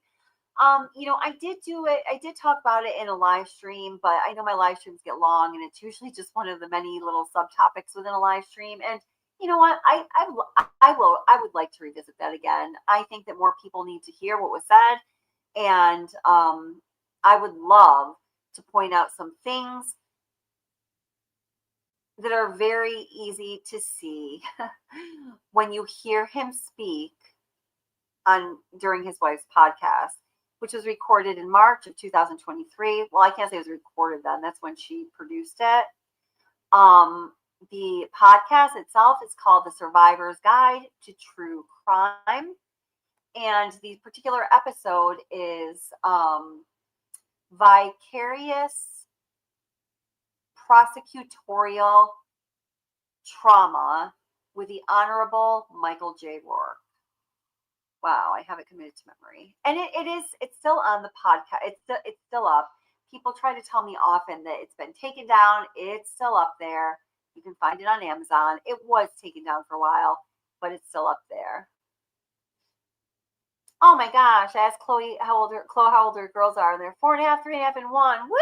Oh my gosh, Mama. That's amazing. Enjoy them. Oh, you must be so busy. It's a lot of little babies, little sweethearts. Oh, Loco Jazz Hand says, my dad was a Freemason over 40 years. Wasn't dodgy at all. We got no special treatment. Yeah. There you go. Hi, Alex. How are you doing? Alex says, I think about Shanann and the girls daily. I think a lot of people here understand. This case haunts me since I first heard about it in early 2019. We understand. I know. It really is. This case it hits people and it sticks with us in a way that is truly unique. So Joe says about a conversation we're having about Nicole Kessinger's father. Perhaps Daddy Dwayne Kessinger simply threatened work in the police department with legal retaliation. So maybe he did, but I mean, what actual basis would he have? What leg would he have to stand on if he was going to threaten them with legal retaliation? Because they had every right to be investigating these crimes fully, and she was an extremely likely suspect. And above and beyond that, they had ample evidence to let them know beyond any reasonable doubt that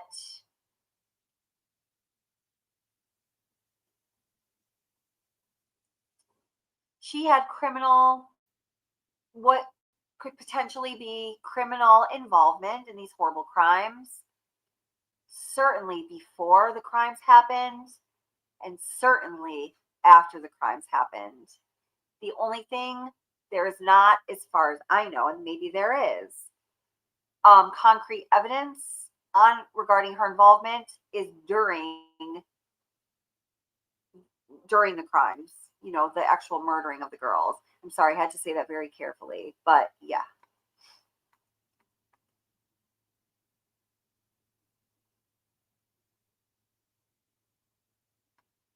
Do you need to drop some kind of a link? Because I can, if you want to text it to me, Justice A through Z. I don't think you can put a link up here, but if you want me to provide a link to someone, as long as it's not like I don't know, Brian Koberger's innocent, wink, wink, wink, nudge, nudge, elbow, elbow. You can text it to me and I can put it up. Preach, Kelly. I don't know what I was preaching about, but thank you. I like it when you guys support my preaching.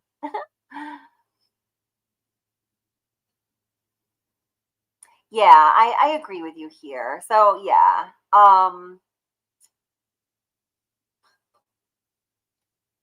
Listen, honey, it's just too late for me to read most things right now, and I don't want to mess up your name, so I'm just going to call you 888.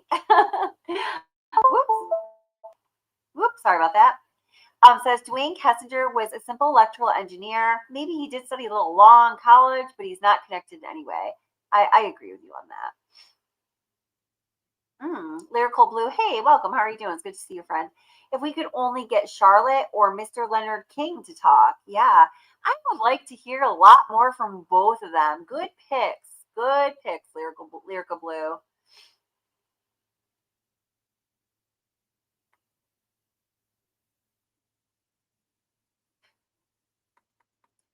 Yeah, so Justice A through Z says he and Kimberly, meaning District Attorney Rourke and his wife Kimberly, took the episode of her podcast down pretty fast when people really started talking about it, and that was the channel Plunder and Behind Criminal Minds both did a couple videos about it right around the same time. They're both pretty big channels. They copyright struck both of them and threatened legal action. The determination by YouTube regarding the copyright strikes was that they were not valid. And so that got dropped. And during that time, yes, District Attorney Rourke and his wife pulled down that particular episode very quickly, maybe more than that, but I do know the particular episode. And I looked for it for a little while, just kind of seeing what was going on, the games they were playing. Was it up? Did they still have it down? And I was checking for a while. It was down. And then one day I couldn't find my copy of the audio. And I was like, oh, shit. I meant to save that forever because we may never have a chance to grab it again. And I did find my copy, the copy that I made the first time I found it. I recorded it, and I knew they were going to eventually take it down, whether permanently or temporarily. I wanted to make sure that I had it forever. So I searched for it and I found it. And then I found it several times after that, as recently as, I don't know, a month or two ago.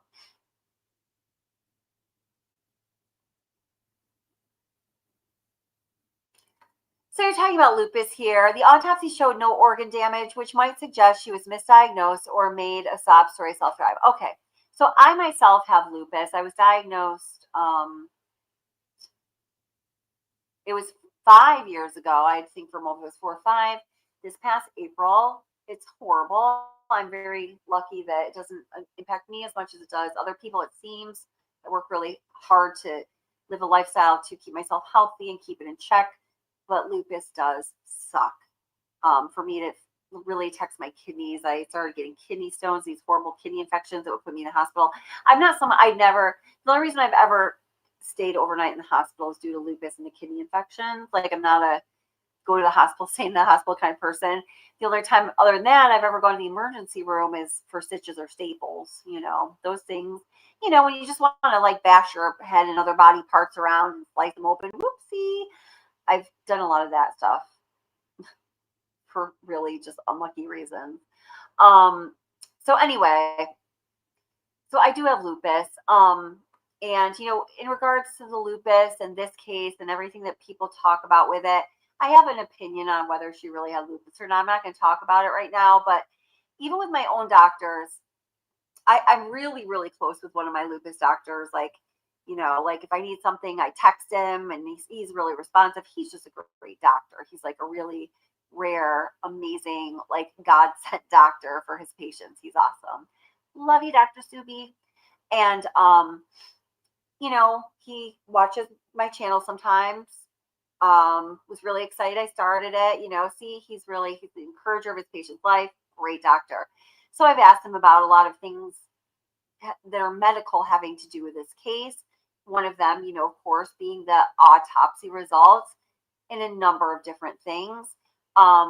Particularly, maybe the most common or the question the thing that people talk about that I really wanted to know is, would there be evidence of somebody having lupus, yes or no, in a postmortem examination?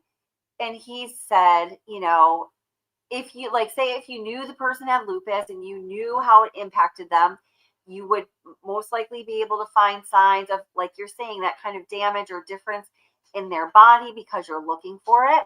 If they were having a severe flare-up at the time that was impacting, how they were feeling, how their body was functioning, how their levels of this or that,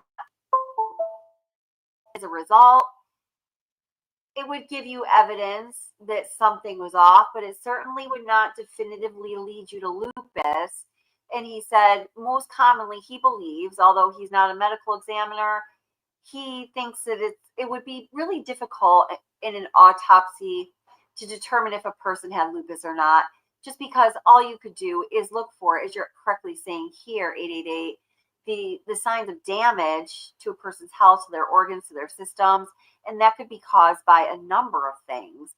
So I do just want to say the fact that Shanann the autopsy didn't say that, she had lupus, it really means nothing. The autopsy means nothing about in regards to Shanann's lupus. We don't know anything from it in regards to lupus. Okay, over that. I'm moving on from that. Whenever I see comments about that, I just feel like I have to say that because, people, she didn't have lupus. It didn't show up in the autopsy. It's not that lupus doesn't show up in an autopsy. It's not like that. And I'm not saying that's what you were saying, 888, but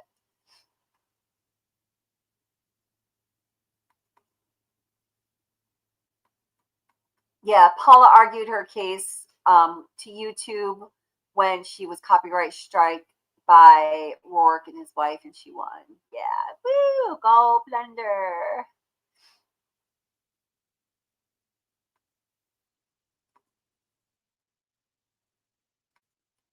Oh, that's really interesting, Daniel. Thank you for that. All right, guys. Oh, wow.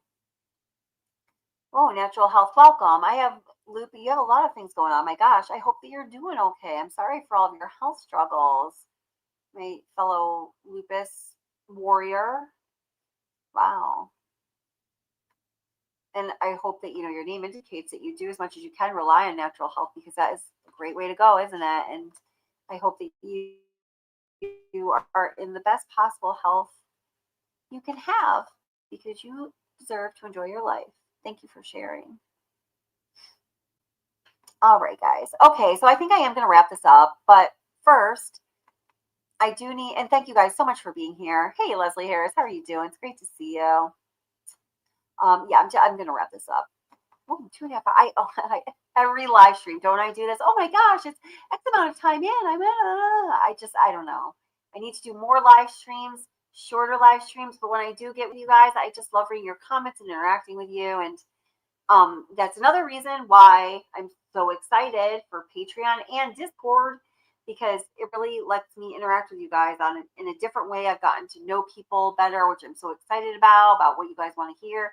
It's awesome. And just a reminder, some of this information coming out, is an extension of what is being discussed in Kathleen McKenna Hewtsen's book that we're talking about tonight, The Girls of Summer, the first book in that series on Nicole Kessinger. I'm going to be, she and I worked together. We're going to be talking about all of that and a lot more information. And some of it is just, I can't talk about on YouTube. I don't think my channel would survive it. It's going to have to happen on Patreon.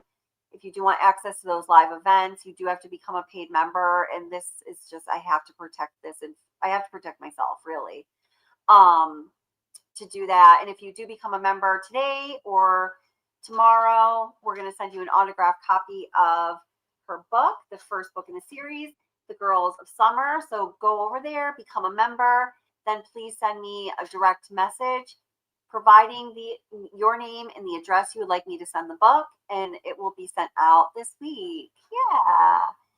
Awesome. I'm so glad you enjoyed it. I mean, just really enjoy the live. Thank you. Thank you. Thank you for being here. Yeah, CE says, but I'm going to have to this is why I've got to keep training everyone to think right on this. CE says, even Tammy Lee said there was more that needed to be done, and Chris Watts stopped the clock. She did say exactly that. You're 100% right.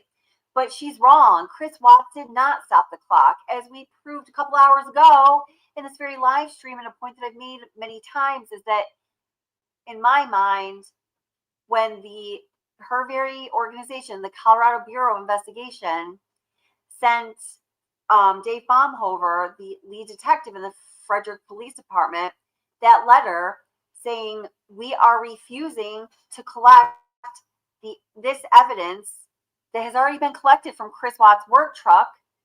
They sent that letter just 3 weeks after the murders, and it was trace lifts from the front and the back of the car, from the console, things that would have told investigators who was in the car. Was anyone different in the car? Because no one was ever supposed to be in that car other than Chris, only used when he's working. Were the people that were in the car alive or deceased when they were in the car?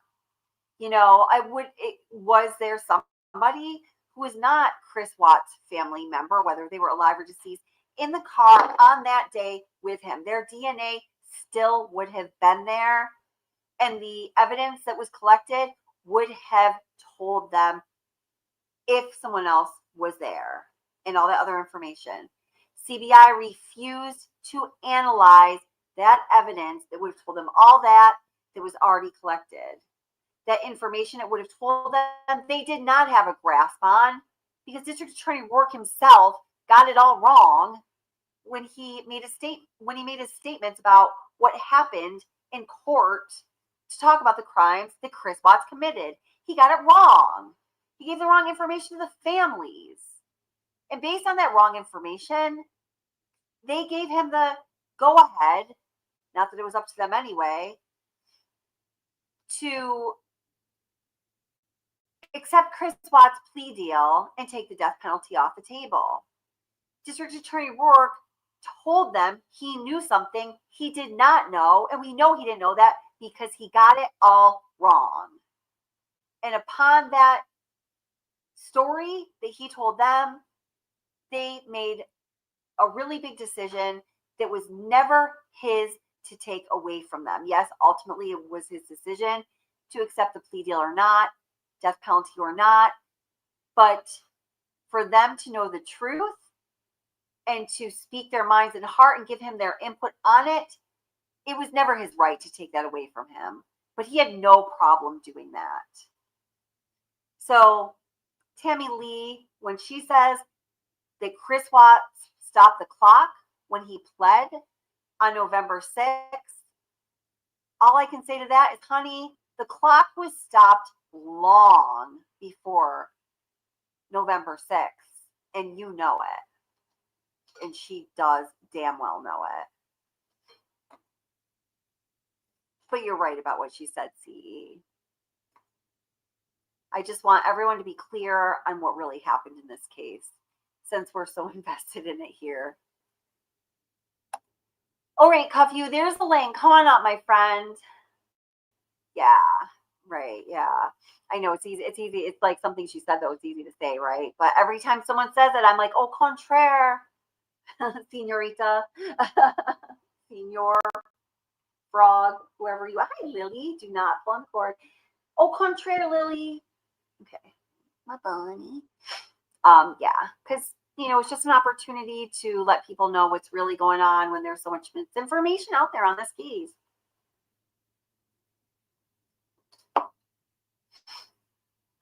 Well, I'm really congested. Okay.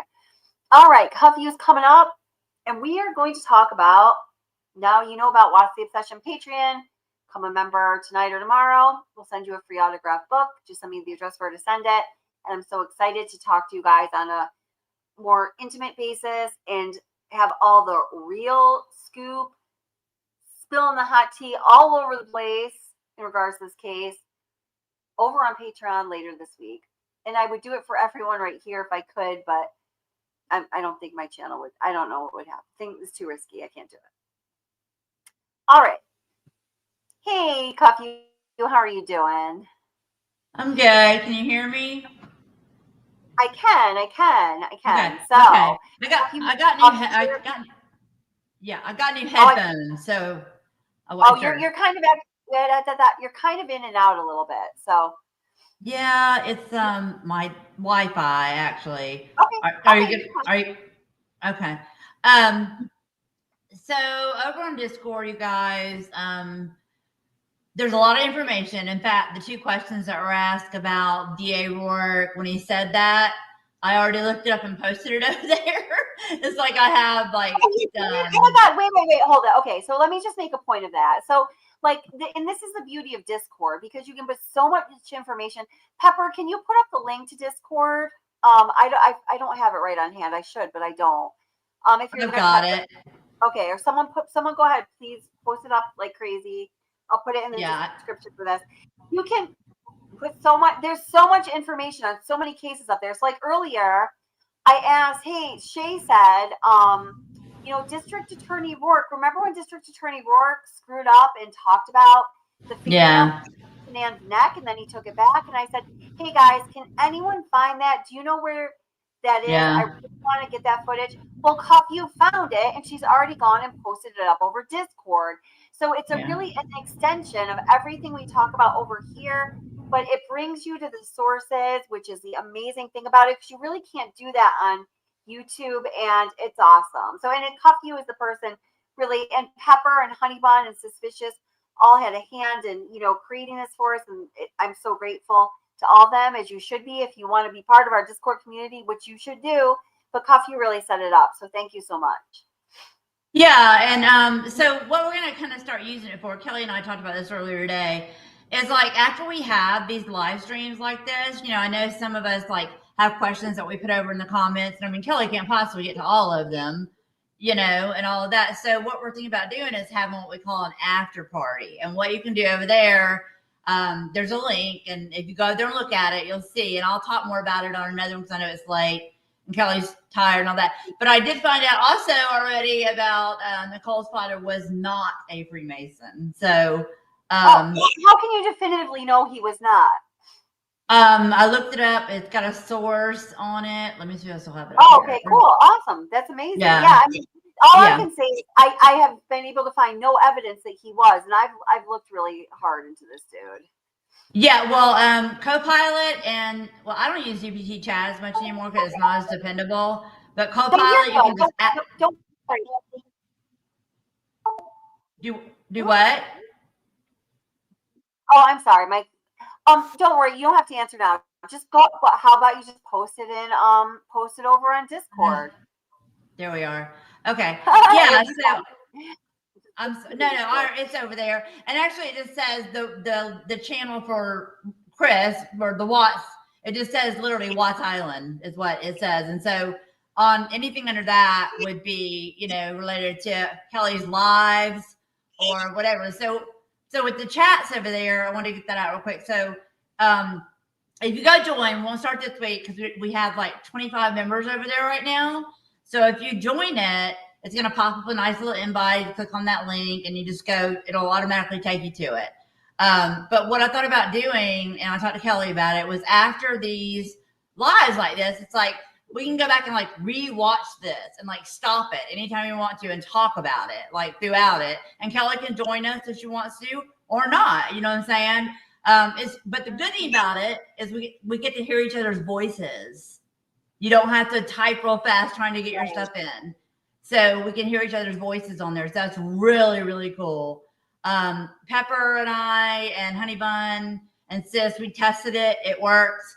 I can share my screen, and it's her YouTube video that we're going to watch actually from YouTube. So that way we can go through it. I've done that. I've been a part of that on a couple other channels, and it's really freaking cool. So, yeah. So, and Sherry, you've been over there and posted, haven't you? Yes. Can you hear me? Yeah. Yes. Sherry, how you doing? Welcome. Yeah. Hi. No one's mad at me, are they? Why no? Oh, I don't know. I'm very emotional. You have to. Oh, we love you, Sherry. No one's mad at you. We just love you, and we're happy you're here. I'm sorry. I'm so emotional. Oh, girl, I'm sorry. I think I got my mic working and there's so many abs. I can't even think. The Patreon I joined, but I can't afford another $5 to join chat or whatever it is over there. Right. To join which one? To join, I have a Patreon.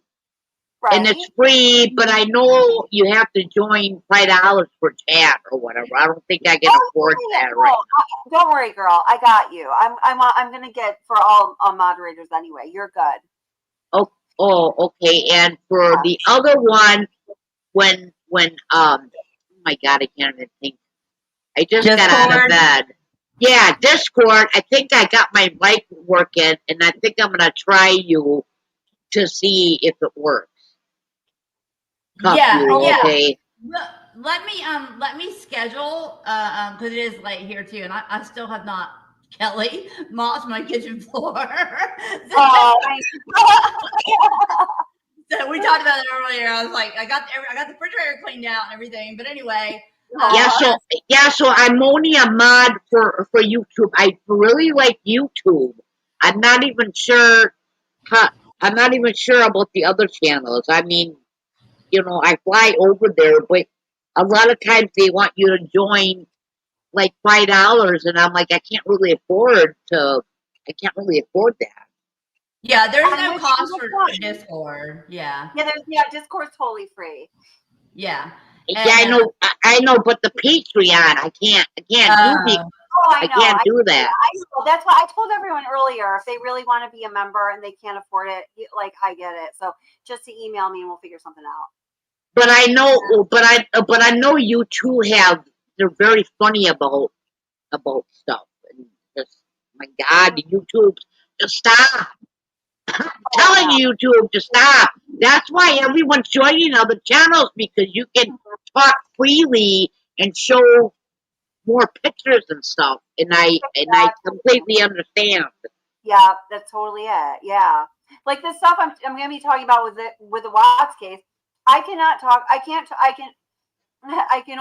go so far as I've gone on YouTube. I think I'm at the end of the road. Any further, I'm just, I've been building this channel for over 4 years. I love the community. I love you guys. I put so much effort into it. I don't want to lose it. And if I say anything more on YouTube, that's all at risk. So yeah, I know that. Yeah, no, I mean, I love you, Kelly. I've been with you for 4 years. I know. From who, and we don't want to say, I don't want to dox anyone. Well, no, I got you. Yeah. So that's where I met you, is from him. So and I don't just. Yeah, I just want to say a couple more things about Discord really, really fast. Go ahead. Yeah, so if you, like I said, just click the link, go look at it. If you're not interested, that's fine. But you are able to send me, like, if you find, or us, we have 4 moderators, and if we get big enough, then some of the mods that are on Kelly's channel already will be brought over, and you have to have different roles attached to. Too much to go into right now, but anyway, we'll have more mods that'll be able to help, like Pepper and Sis and Honey Bun can right now. So, but anyway, yeah. Well, yeah. I don't want to interrupt, but I'm on Discord. I figured out the mic. I think I got it working. But the only thing, I need to talk to you to see if it's working. Do you understand what I'm saying? I do. And I'll probably schedule something tomorrow. Let's see, I'll let you know. I'll coordinate it. Yeah. Okay. Yeah. Maybe Kelly can join us. And like I said, if we have questions, because sometimes the creators join over there. Like there's certain channels that do, like Drunk Therapy does, Birdie does, Dr. Vanna has a couple times. But I mean, they're super busy doing this on YouTube. So that's kind of like a way for us to like carry it on for them and get more information. And I send Kelly information that I don't even post over there until she approves it. So, it's definitely her Discord channel. I just, right. it for her. It's hers. Yes. She has it's ours. It's Watts the Obsession Discord. It's everybody's. It's all But the thing that sucks is when I switch to Verizon, I don't get any notifications on my phone. The only thing is YouTube I get. I'm trying to work out the kinks. It's so funny. Yeah, you can get them. I have Verizon too, so you can get them. Believe me, my damn phone goes off all freaking day. So I'll help you tomorrow, Sherry. I'll help you tomorrow. I know. For some reason, when I went to Verizon, I can't even get Discord app on my phone. I can't even get Patreon app on my phone anymore. Oh, that's weird. That's the thing. And I don't know, and I don't want to pay $50 for them to do it, and I don't want to mess up my phone. Oh yeah, I'll help you tomorrow. Will you, Kelly? Will you call me tomorrow and help me? Of course. Okay. I owe you a phone call anyway, so I was planning on calling you tomorrow. So we'll work it out tomorrow, honey. Yeah, I know. I'm sorry. I had to go to bed, and then I woke up and I was listening. I don't know if you saw me chat. I just saw your text that you were like, you had to go to bed. I'm sorry I didn't respond because of course, take care of yourself, my friend. Absolutely. Yeah, no, I'm just gonna get offline because so this beautiful mod and friend of ours can explain everything. So this is all new to me, and I do love YouTube. I do, but the policies are getting ridiculous. I'm sorry, YouTube, but you're suffocating us, YouTube. Yeah, you kind of suck, YouTube, and I'm gonna say that because you do. Yeah, I know. They make it hard. They do make it hard. They do. I don't get it, but yeah. So all right. Don't ask Sherry what she really thinks because she might tell you. It's just a warning. Well, yeah, a lot of people are going over to these Patreon and these other channels because the YouTube services they just don't anymore. I know. And I'm just like, I need help getting notifications on my phone because I can't download the stupid app. My phone won't accept it, and I don't know why. Ever since I switched to Verizon, this is the problem now. Right. So I just need help. I'll help you tomorrow. I'm gonna wrap up because I gotta go to bed. I'll probably one. Okay. Good night, ladies. Love you. Love you too. Good night, sweetheart. Bye. Bye. Bye. I need. Hey, can I say? Go ahead. Yeah, I'm sorry. I was trying to let her, talk. And she needs to go to Verizon, girls. I'm gonna tell you what. When I get a new damn phone, I literally hand it to Verizon and say, "Make it work."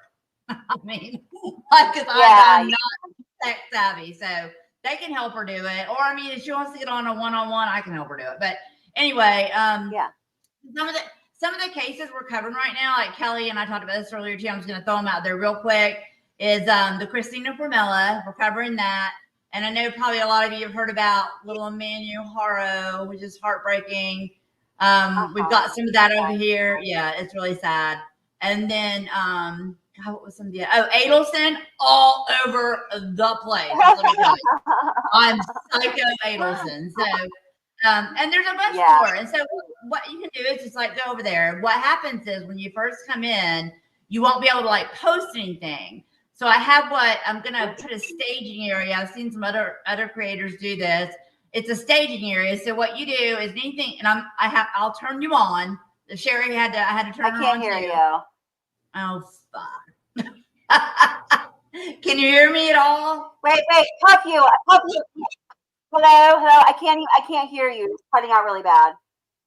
Okay, all right. We'll just wait till another time. But I did put the link in the chat.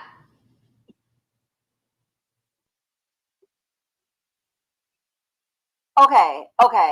Yeah, I'm sorry. It just cut out where I couldn't. You were just like, oh, okay. All right. Okay. Well, all right. Well, I think you guys got some good information from Cuff You, right? Sorry, I just was laughing at something I read. I'm reading. I'm talking. I'm too multitasking. Yeah. So I think she brought up some great points. Like I'm just learning about Discord too, but they've done a great job with it. There's so much information over there. I love that we can talk about a number of different cases. Put the information right up there, and people can communicate with each other, and you can actually, like here in chat, unless you come up on panel, you're just typing, and that's how you're communicating and saying what you want to say. Over there, you can actually speak, and you can hear other people. It's really kind of cool like that. I'm not used to it. You almost feel like you're on a phone call with people. You're like, oh look, the whole gang's here. It's awesome. Really, it's like a party. We're doing live events a few times a week, talking about different cases, and you guys can just let us know what it is you want more of. Specific questions can really be addressed quickly there. Like on YouTube, there's no way to have that sort of close interaction with you guys where a response can come quickly, and what's being put out can really be tailored to what it is you want. So I feel like Discord is really like the people's place where, we can really have a really great, lively community and do a number of different things we just can't do here. So I'm so excited about that. Cuffy, thank you for everything you've done to get that going and keep it going and make it awesome. So she did put the link up. So yeah, please come check it out. There's no obligation. Again, everything is free. And hey, listen, if I could do it, all I want is for you guys to be here and to be part of the community and hear your thoughts. I hate asking for money for anything for Patreon. But sometimes it's necessary. And then, the other side of that, of course, is myself and any other creator. It is, a lot goes into it, and the support is always appreciated. So please do understand that. And again, if, you just really want to be a part of the Patreon, content that has to be behind some kind of a paywall because of the nature of it. Everything I have up there right now is free. So you can become a not paid, a member there's no fee. You can still be a member. Every single thing that's on there right now is free to everybody. Some things are very few things, in the future are going to be, you have to have a paid membership or something like that. But we don't want to exclude anyone. So if it's hard for you to do and you really want to be there, please just email me and we'll figure it out. I just have to figure out how exactly to do it. With YouTube, there's no way I can give someone a free membership. And the way they bill and stuff, you just can't do it because they take so much of that money. It doesn't make any sense.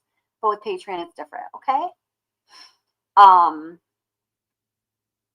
So I see this conversation between 888 and then some other people. It kind of seems like, I'm sorry, I hope you don't feel like people are ganging up on you, 888, but I see a number of points you're making, and then this is towards later in the conversation. Really what I'm trying to say is there's nothing solid to prove she was an accomplice. Maybe guilty of obstruction, yes, but that's why she got immunity. So, with what is out there right now in the public, I don't think that is not fair. I don't think that's an unfair statement you just made. I think regardless of anything that I have been able to learn, that all of you don't necessarily know. Let's say we're all on the same knowledge level right now of the evidence that exists, and what law enforcement and the prosecutor knew, or the district attorney knew at the relevant time. My personal opinion is there's so much circumstantial and behavioral evidence, along with little bits of hard evidence. Put that all together, and it paints a pretty clear picture, in my opinion. I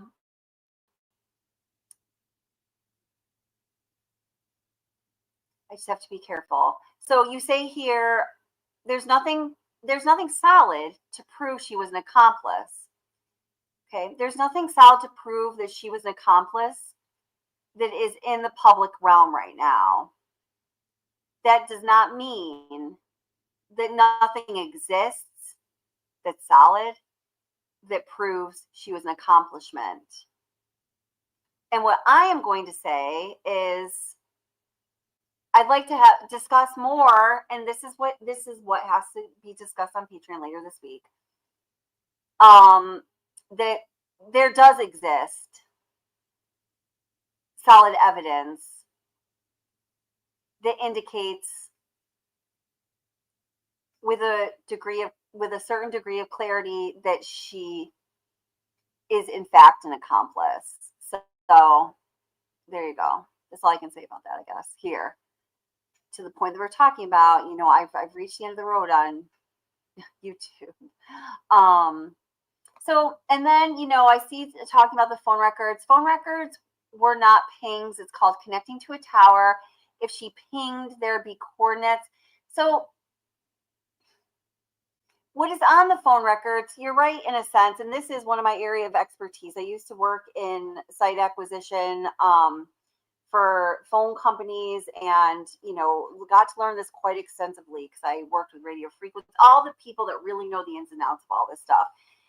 So, just in working with them and working in that industry, you really have to know what you're talking about because it's the industry you're working in. I did more of like legal things, but that's a whole different story. Some of you know my background. If you don't, you can find it. It's on my channel a number of times. What the location that is shown on a phone bill is going to be where the call was initiated. So yeah, it is one static point in the duration of a phone call, whether it's 30 seconds long, 30 minutes long, 111 minutes long, whatever it is, where the phone connected to a tower. You can't guarantee it's the first tower the phone connected to during a phone call because that is not accurate. It's generally the location that appears that appears next to a phone call. Kelly called Nicole Kessinger. Location, Frederick, Colorado. Oh, wow, isn't that interesting?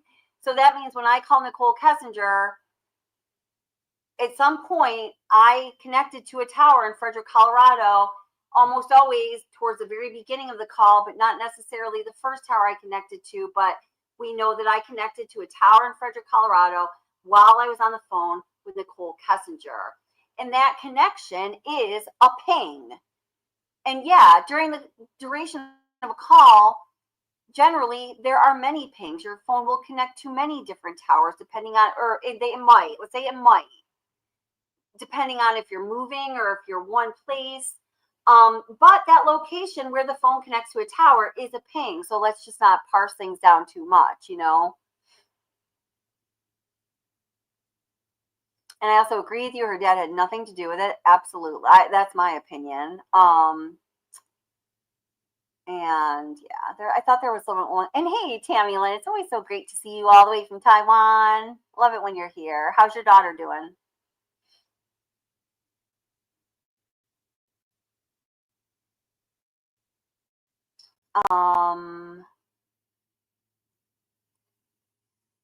And now, to this point, investigators said they retrieved texts and found nothing to incriminate her. Well, that's relying on the honesty and integrity of the investigators in that statement. And I would suggest that that's not something we can always rely on. But again, everyone,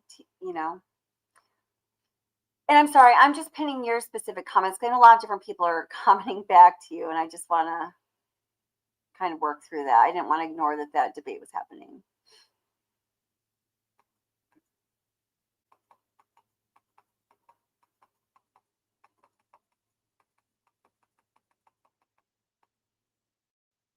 And yeah, so, the question, and other people ask this like in different ways all the time. How does a phone call make her an accomplice? It certainly doesn't. It's all the other things that are known to the public at this time. And then there are other things that have not been made known to the public that are that seal the deal. So I'm not going to say much more about that because here we are on YouTube, and also I don't want to talk in vague terms about something specific and not give you the specifics because that's usually what people who are blowing smoke up your ass do, and I'm not, so I'm just going to stop there. All right. Well, thank you. Justice A through Z just crowned me Queen of the Watts case. Thanks you, hands down. Thank you. Thank you. There are a lot of great content creators that cover the case. Bella, Shanann, Cece, and Nico deserve to be focused on. Yeah, absolutely. Yes. Yes, I agree. Absolutely. Precious lives.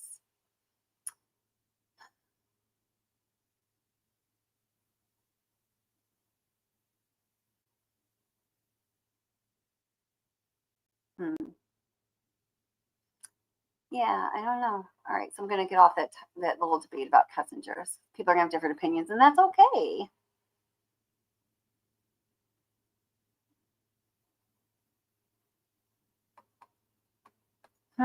Oh, wait, I do have a question about this, though. I thought she was guilty until I looked at other areas and found more people are actually having great evidence rebutting all circumstantial evidence. Now, that is a comment I need to push back on. I'd push back on it pretty hard. If you wanted to get into a conversation about it, I would definitely do that. What evidence is out there that rebuts all the circumstantial evidence? I don't know, like, of any. I don't think there's any evidence that pushes back against all the circumstantial evidence. I mean, there are thoughts and stuff, but evidence, no. Like, I'm not sure. I don't know how that one would work. But I mean, I respect your opinion, but I'm very curious to know what that evidence is and where I can find it.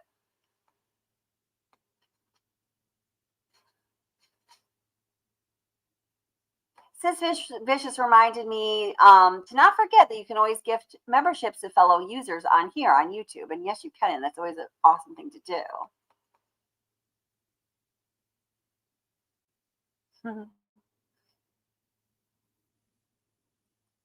The Epstein files. Oh my God. I know.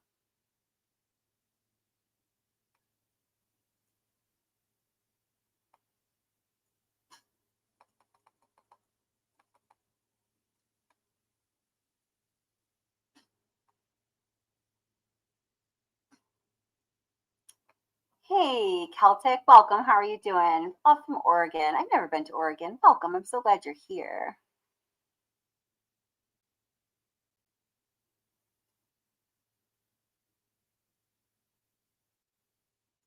Histrionic Nicole Kessinger. I'm thinking so. Not that I'm trying to diagnose. I'm a behavioral therapist, but she demonstrates qualities that are similar to somebody who might be diagnosed as histrionic. We'll say that.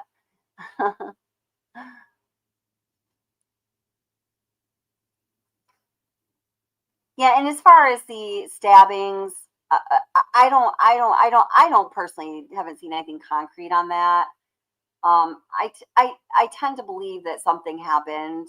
Tend to believe there are elements of that story that's been told and retold that are true, and I tend to believe that there are elements of it that have been exaggerated, but I do not know. All right, let me see if I can. Lily, come here, honey. You've been so like close to mommy all the time. Hey, come here, honey. Come here. My friends want to see you. Come here, Stinky. Oh, Lily, come on, you're scratching me. Oh, okay. Let's see if I can get my Lily here. Come here. You're okay. Oh, you're okay. All right. Let's see. Oh, she's getting all nervous. It's okay, baby girl. This is the one who kept muting me. Oh, she's a little oh, she's burying her head in my. It's okay, baby. Oh, oh, she doesn't want to look at you tonight.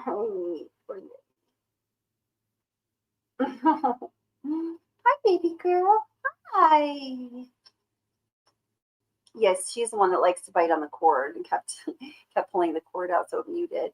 She's like, I don't want you to be with them anymore. I want you to pet me. See, look, Lily, we can all be together now. Yeah, Lily and Mommy and our YouTube friends. Our true crime warriors. I'm just going to boost you up a little bit. You're okay. You're okay.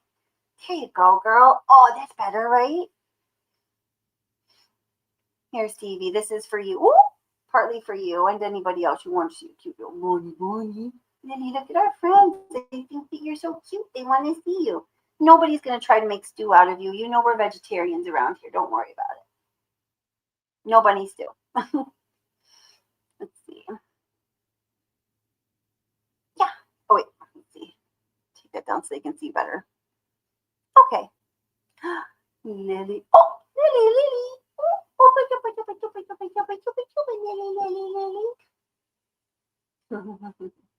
Isn't she so sweet? She is so sweet.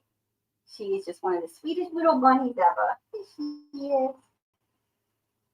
All bunny. Well, no, most bunnies are sweet. I just had one bunny who was a little asshole. His name was Barack O'Bunny, Bob for short, and he. You okay? Oh, so, there you go. Oh no, she just doesn't want to look at. There you go. She's just. I was gonna turn because she had her head like resting. I was trying to turn her so you could see her cute little face, but she didn't want to. Now I got bunny fur on my nose. What do you want, girl? Oh, you want my pizza? That's what you want. She will eat pizza. Not good for her though. All right. Oh, yep. Yeah, okay. Discord link there.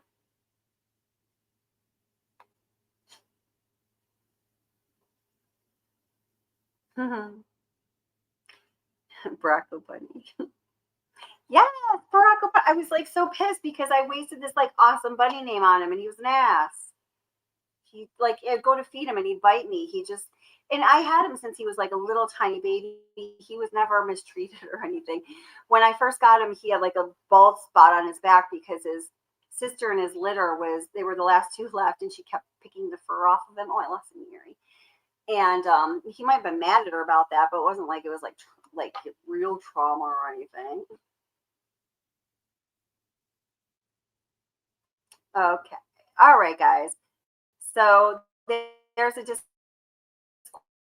link I just put up. Thank you guys so much. Definitely go check it out. Remember, whatever you guys want, it's all for the community. It's all for you. It's all for us. That's what Discord is. And there's so much more we can talk about. I freaking love it. And then YouTube link is not YouTube link. You're on YouTube.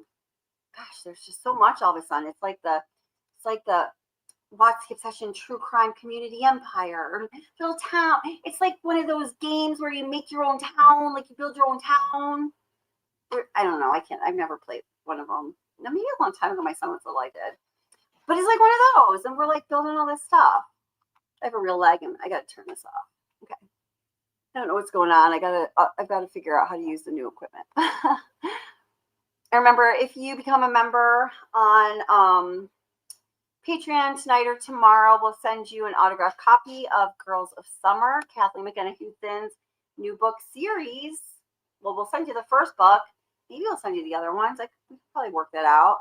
But the first book that we're talking about now, which is on Nicole Kessinger in the Watts case. Yeah, Cuff, I got you. That's okay. I just saw your text. Yeah. So, yeah. And then you'll also be able to access the live events later this week over on Go, guys. Tired. But yeah, great conversation. Thank you guys for being here. Thank you so much for being here. Whether you are an OG, and there's so many of you, people that, we've been together since, this channel is like almost 4.5 years old now. Oh my gosh, that entire time. Some of you have been here since the very first live, literally, right? God, like a lot of you, as I'm looking through this, I can see like at least a dozen people I think that were at the very first live. And then I know there's new people coming in, and you guys are just awesome. Love the new like energy and the new information you bring in, new questions you have. We just love you. So thank you for being here. It's all makes the community what it is. And that's what it is about. And I'm so grateful for all of you guys.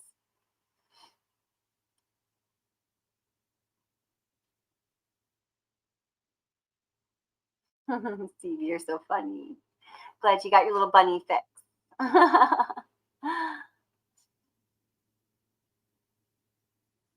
Bunny time.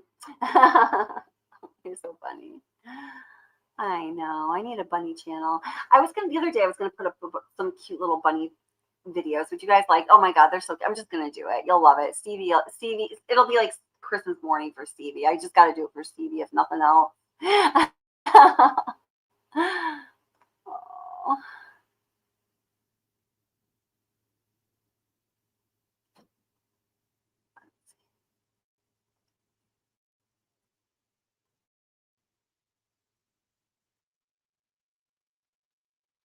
Oh, offline says, I've been here since the 3rd or 4th live, but I changed my name. Oh, are you willing to tell us what your name used to be? I'm just curious. Yeah, sometimes people, you know, when you guys change your YouTube name or channel name or, you know, what it is that we see here,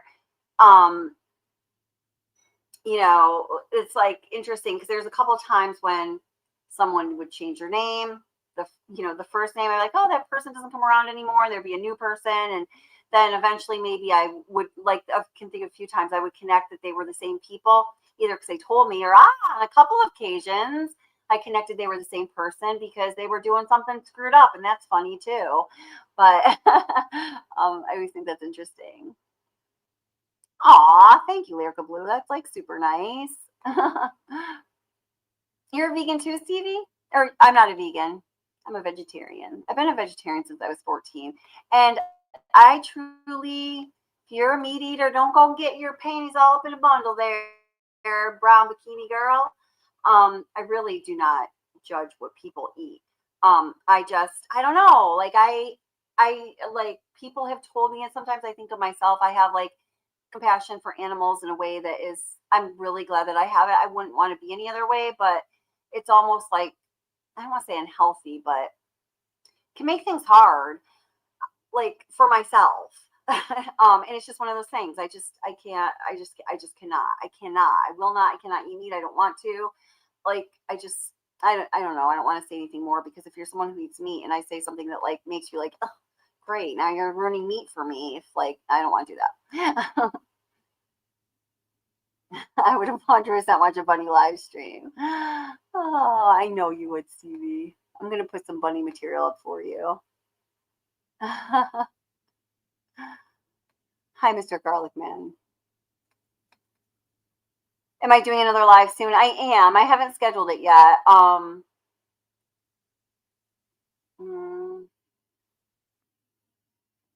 Let me think about this week.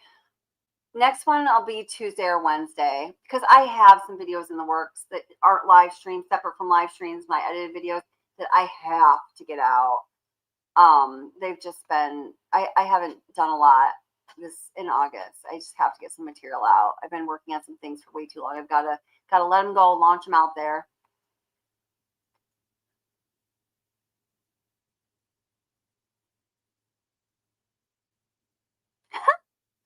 Awful. Yeah, I read that wrong. Okay, that was your name. I read it wrong. I thought you said something about a pork chop. Oh my God, where's my brain? Oh, we were talking about me, right? I didn't comment for a while because my level of understanding wasn't there yet, but I have you. Oh, well, hey, thank you. That was a really like generous comment. But even for those of you, and you know, you do have a very developed level of understanding offline. But just so you know, if you don't like know by memory every ridiculous fact about this case, like to the point where people are like, wow, that person should like really get a life.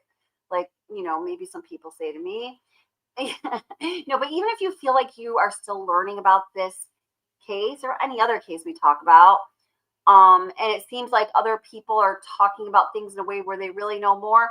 Well, maybe they do, or maybe they don't, but it doesn't really matter. We still want everyone to participate in the conversation. I think that's like really important. So if there's anyone out there that feels like they don't really want to say much because they feel like they don't know as much, maybe you do, maybe you don't, maybe it doesn't matter. We still want to hear from you anyway, y'all. So please, yeah, it's just an opportunity to put that message out there offline.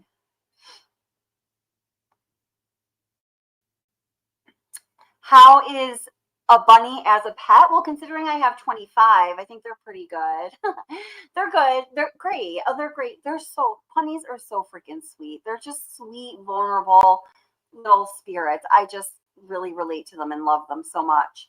I started with bunnies because my local SPCA, most SPCAs will take dogs and cats, but other animals end up in bad situations and they need people to love them and help them and places to go as well. And for some reason, there were like a lot of bunnies coming. People are trying to, they needed to find somewhere for a bunny. Their bunny, they found a bunny. I don't know, because bunnies can be in the wild. But anyway, they needed homes for bunnies and there was nothing to do about it. They were turning away.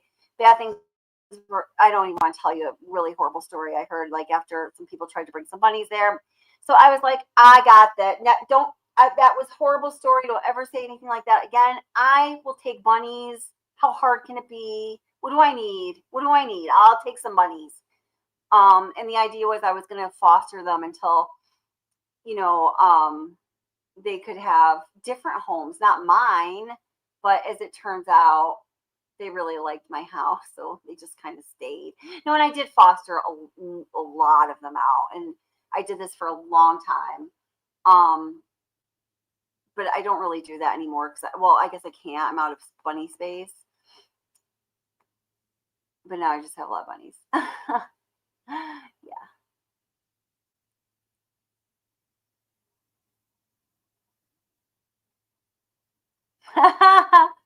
Shay says bunnies don't eat pizza, they go to IHOP. That was a good one. Oh my God, you're so funny. Sis Vicious says, I was a vegetarian for a long time. Doesn't surprise me because guys may or may not know this, but Sis Vicious and I are actually twins that are pretending we're not twins, but we obviously really are because we have like a stupid number of things in common, or we text each other at the exact same moment all the time. I was a vegetarian for a long time. Then I went pescatarian and now I'm carnivorous again. But I'd say I only eat meat a few times a week. I struggle with the mental aspect of it too. Yeah, actually, so all right, since we're talking pescatarian, I do eat fish, seafood sometimes. I really just eat like limited white fish, and I do like crab, but I really feel I can become I'm almost always anemic, which isn't good. That's not an endorsement for being a vegetarian. Like, I've lived a lifetime of anemia. It's, if you don't eat meat, you have to be very intentional about what you put in your body to not be anemic, generally speaking. Everyone's different, but I do find, like, I can eat fish and not, I can feel okay about it, right? Like, it doesn't torture me. Like, I literally can't eat meat. So I do eat fish sometimes. So, if I'm being completely transparent on my classification of my diet. Well,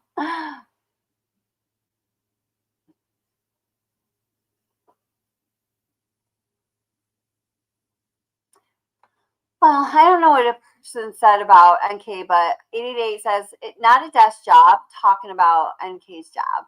She was on site to take readings because they were on site. Do you mean in the Anadarko office? Because it still is kind of an office job. I would say she was at a desk. She said to herself, it is a desk job. She wasn't going out to sites or anything. Not a desk job. She was at the site to take readings because they were having chemical leaks. Well, if you're talking about Anadarko, but I don't know if you are. But maybe she did go to sites occasionally. Well, she said in her interviews a few times that she doesn't go out to the field in this job, that she's in charge of, she's in, health, safety, and health and safety, and she's in charge of the safety equipment and things, like as far as inventory, making sure that it's working, replacing equipment that doesn't work, replacing parts, make sure things are calibrated, that the equipment gets updated to stay aligned with what the people who do work out in the field are actually doing when they go out in the field, having equipment that is in line with the latest regulations in Colorado or federally or whatever jurisdiction is enforcing that your equipment and then your other safety measures meet a certain standard, so you're in compliance with all of the laws in a company like Anadarko, where being out of compliance can cost you like millions and millions and millions and millions and millions of dollars, and God forbid accidents happen like they did, can cost lives, even worse. So she did all that stuff. I mean, she didn't make the policies or the decision. She just made sure everything was okay. And so, yeah, I would personally classify it as a desk job. I didn't pick your comment up 888 just to like nitpick on that. I just saw it and was interested in it, but that's my opinion. I mean, you know, I think it's a desk job.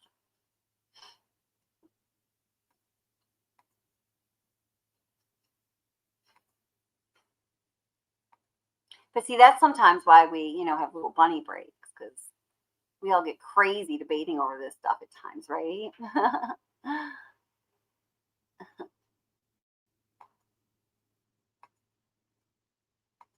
Listen, there are some things that people say about Nicole Kessinger. Like, I'm even reading a few comments now that people are kind of asserting, and it's not my job to police everything that everyone says, because, like, you're allowed to say what you think, and, you know, sometimes people say things in the comments like definitively that I know aren't quite factually accurate, but I'm not here to be the enforcer of, you know, literal accuracy of every word that everyone in this community types, because if I was like, that wouldn't be really like, who'd want to be here then? You know what I mean? And also, you know, live streams might not last 3 hours. They might last 3 weeks.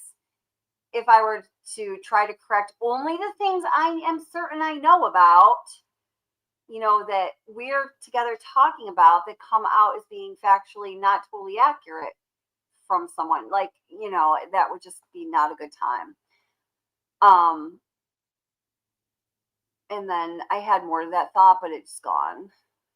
Bye-bye, thought. Later. See you later, thought. Bye-bye.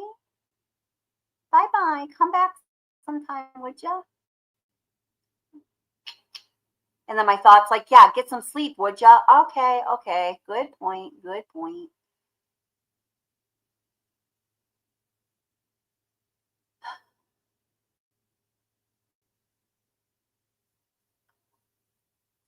But really, 888, then why'd you say she works for Anadarko?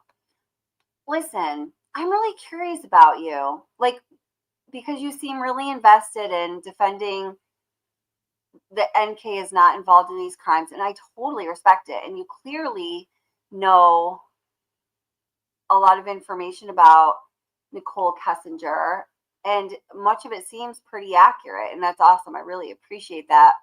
But then you also said that there are there are channels out there that have great evidence that rebuffs the circumstantial evidence that indicates Nicole Kessinger. I don't agree with that, but I want to know more. I'm kind of looking for your comments, because I did ask you if you could provide some of those sources or information. I don't know if you already did, and if I missed, I'm sorry, but would you be willing to lead me to some of that stuff, the great evidence that you think rebuffs the circumstantial evidence? And it also seems like you feel like really strongly about kind of defending her as not being involved in this crime, and I just want to know what, like, why you feel so passionately about that. I'm just really interested. I don't know. You've just intrigued me, 888.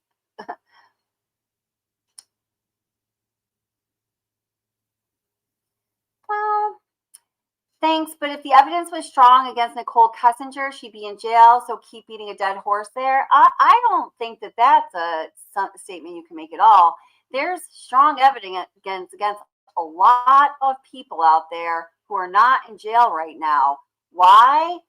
Have people committed horrible crimes where there exists strong, sometimes airtight evidence against them, but they walk free? Well, there's a number of reasons why, and y'all know it, right? I mean, if we were just to have a live stream about that topic, we could also be talking for a really long time. So, this statement is wrong because there is evidence out there against that. There's strong evidence out there showing Nicole Kessinger should have been charged with crimes. You know what? And some of that evidence has come right out of her mouth, but she's not in jail. You're right. And that is the problem. There is strong evidence against her, some that is out there, some that is not. And, you know, I feel that I can make that statement in my own community because over the past 4 years, time and time again, my walk matches my talk. And when we here do the hard work of looking into various issues, doing the research, doing the investigation, spending the money, doing the checks, doing it right, doing it thoroughly, getting expert opinions, getting different opinions, just so we can say that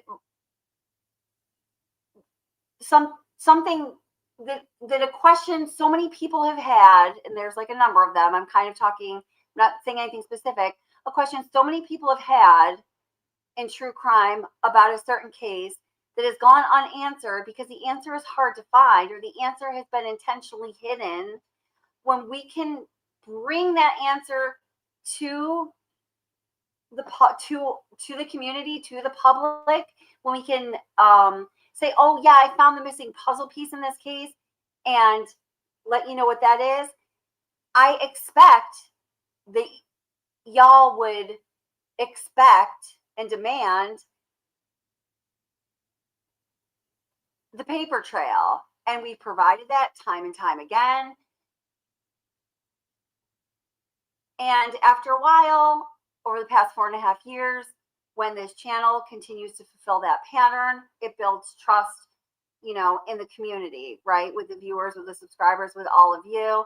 So I feel comfortable making the statements that I am right now without saying much more about it on YouTube, because I already told you I can't, and I'm kind of starting to feel like you're baiting me into saying something that I can't say on YouTube. So I'm going to end this conversation with you now, but I do appreciate your opinions and that you bring a different perspective, because I always welcome that. I think it's really important, but I'm tired and I don't want to not realize I'm about to misstep.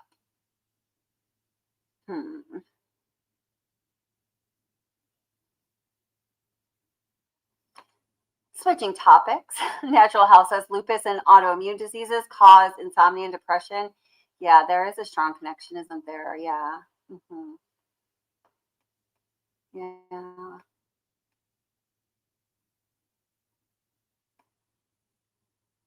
All right, guys. So I am going to end this because, wow, 2.5 hours. I was like, we got to go. I got to go. Now it's really late. But, okay, I love you guys so much. The next live stream is going to be on Tuesday or Wednesday night. I'm going to try to post it, make the thumbnail, save the spot for it, so you guys will all see it tomorrow. I'll send out an email. I'll push it through Patreon. I will post it in the community link. And I hope you guys come back for that. Stay with this conversation. It's going to continue to develop. I really appreciate those of you who get it and are staying with the conversation, understanding that Kathleen McKenna Hewtsen's book, the first book in the Girls Summer series, is opening up the door to start a conversation that we're going to have, and that's what it has to be, is a conversation. It can't just be dumped out all at once. I know it's been a process. Some of you are like, I heard you say something like that a year ago, and we've been doing what we need to do, and I'm glad you're here for it. If you haven't read the book yet, you should definitely buy a copy. Support Kathleen. She loves you guys. She can't wait to come here and chat with you guys and answer your questions.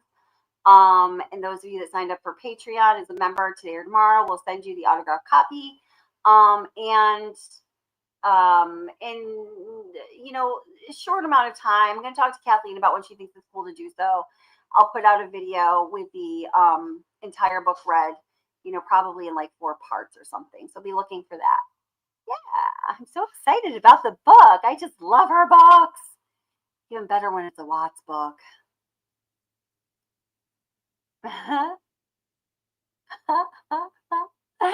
Kelly reminds me of Inside Out when the thought train falls into the black hole. Oh my God, that is like the most accurate thing, CV. I feel that way about myself. I think I've had that thought before. Oh, I love it. You're so funny, CV. You got it, girl, sis. Oh my God. It's so funny. All right, guys, I'm just going to go because, it's so hard to say goodbye.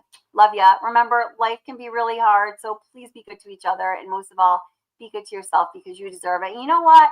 None of us do enough for ourselves any day of the year, usually. So give yourself the grace and love you need because you deserve it.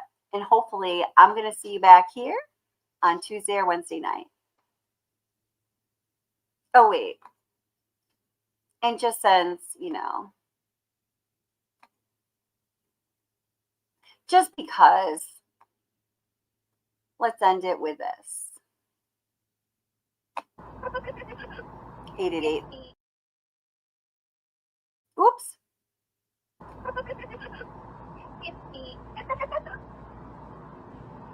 I guess just call me back when you have a chance. Hi. Hi. It's me. I miss your face. I was just calling to say hi. Call me back. Thank you so much for coming out here with me, Christopher. I'm having a wonderful time. You mean a lot to me, and I'm glad that you're having a blast. I am so out of breath. Yeah, I'm trying. I'm really trying to help you guys.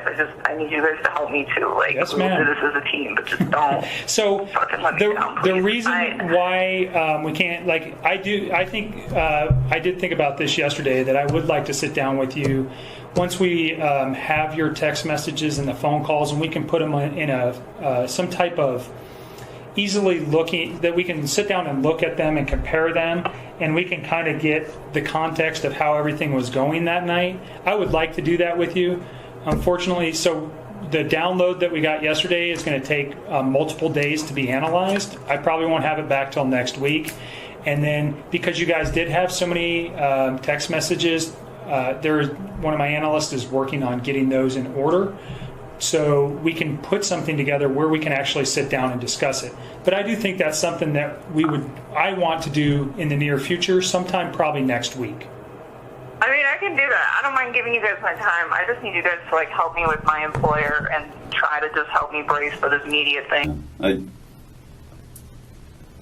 I'm with you. We definitely need to accelerate the case because the more it takes, the less sure that they are of situations. He murdered her. She's out of the picture. You're never going to know if she was pregnant. If he can get away with murder, you're not going to. I got divorced from my wife. You say, do you understand what I'm saying here? If she's gone, But this. Don't lead. Hypothetically. Please. Yeah. Don't lead Hypothetically. on. If she, you understand where I'm going. If Right, you but didn't know. You're leading into questions that are nothing with your. If you didn't know, though. Wait, Nick. That she was there. Did you hear what I said? I'm following. Stop asking about it. She didn't have anything to do with it. She wasn't there that morning. She voluntarily cooperated with law enforcement. She provided us all the information. I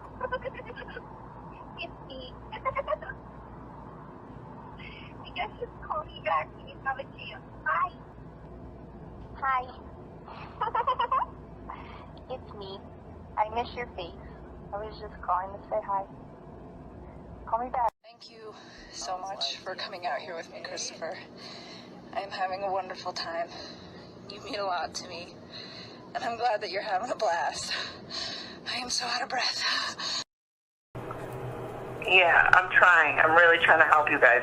I need you guys to help me too. Like, Yes, we'll ma'am. do this as a team, but just don't. So fucking let me down, the please. reason why we can't, like, I did think about this yesterday, that I would like to sit down with you once we have your text messages and the phone calls, and we can put them in a some type of easily looking, that we can sit down and look at them and compare them, and we can kind of get the context of how everything was going that night. I would like to do that with you. Unfortunately, so the download that we got yesterday is going to take multiple days to be analyzed. I probably won't have it back till next week. And then because you guys did have so many text messages, one of my analysts is working on getting those in order, so we can put something together where we can actually sit down and discuss it. But I do think that's something that I want to do in the near future, sometime probably next week. I mean, I can do that. I don't mind giving you guys my time. I just need you guys to like help me with my employer and try to just help me brace for this media thing. I'm with you. We definitely need to accelerate the case, because the more it takes, the less sure that they are of situations. He murdered her. She's out of the picture. You're never going to know if she was pregnant. If he can get away with murder, you're not going to. I got divorced from my wife. You say, do you understand what I'm saying here? If she's gone, But this.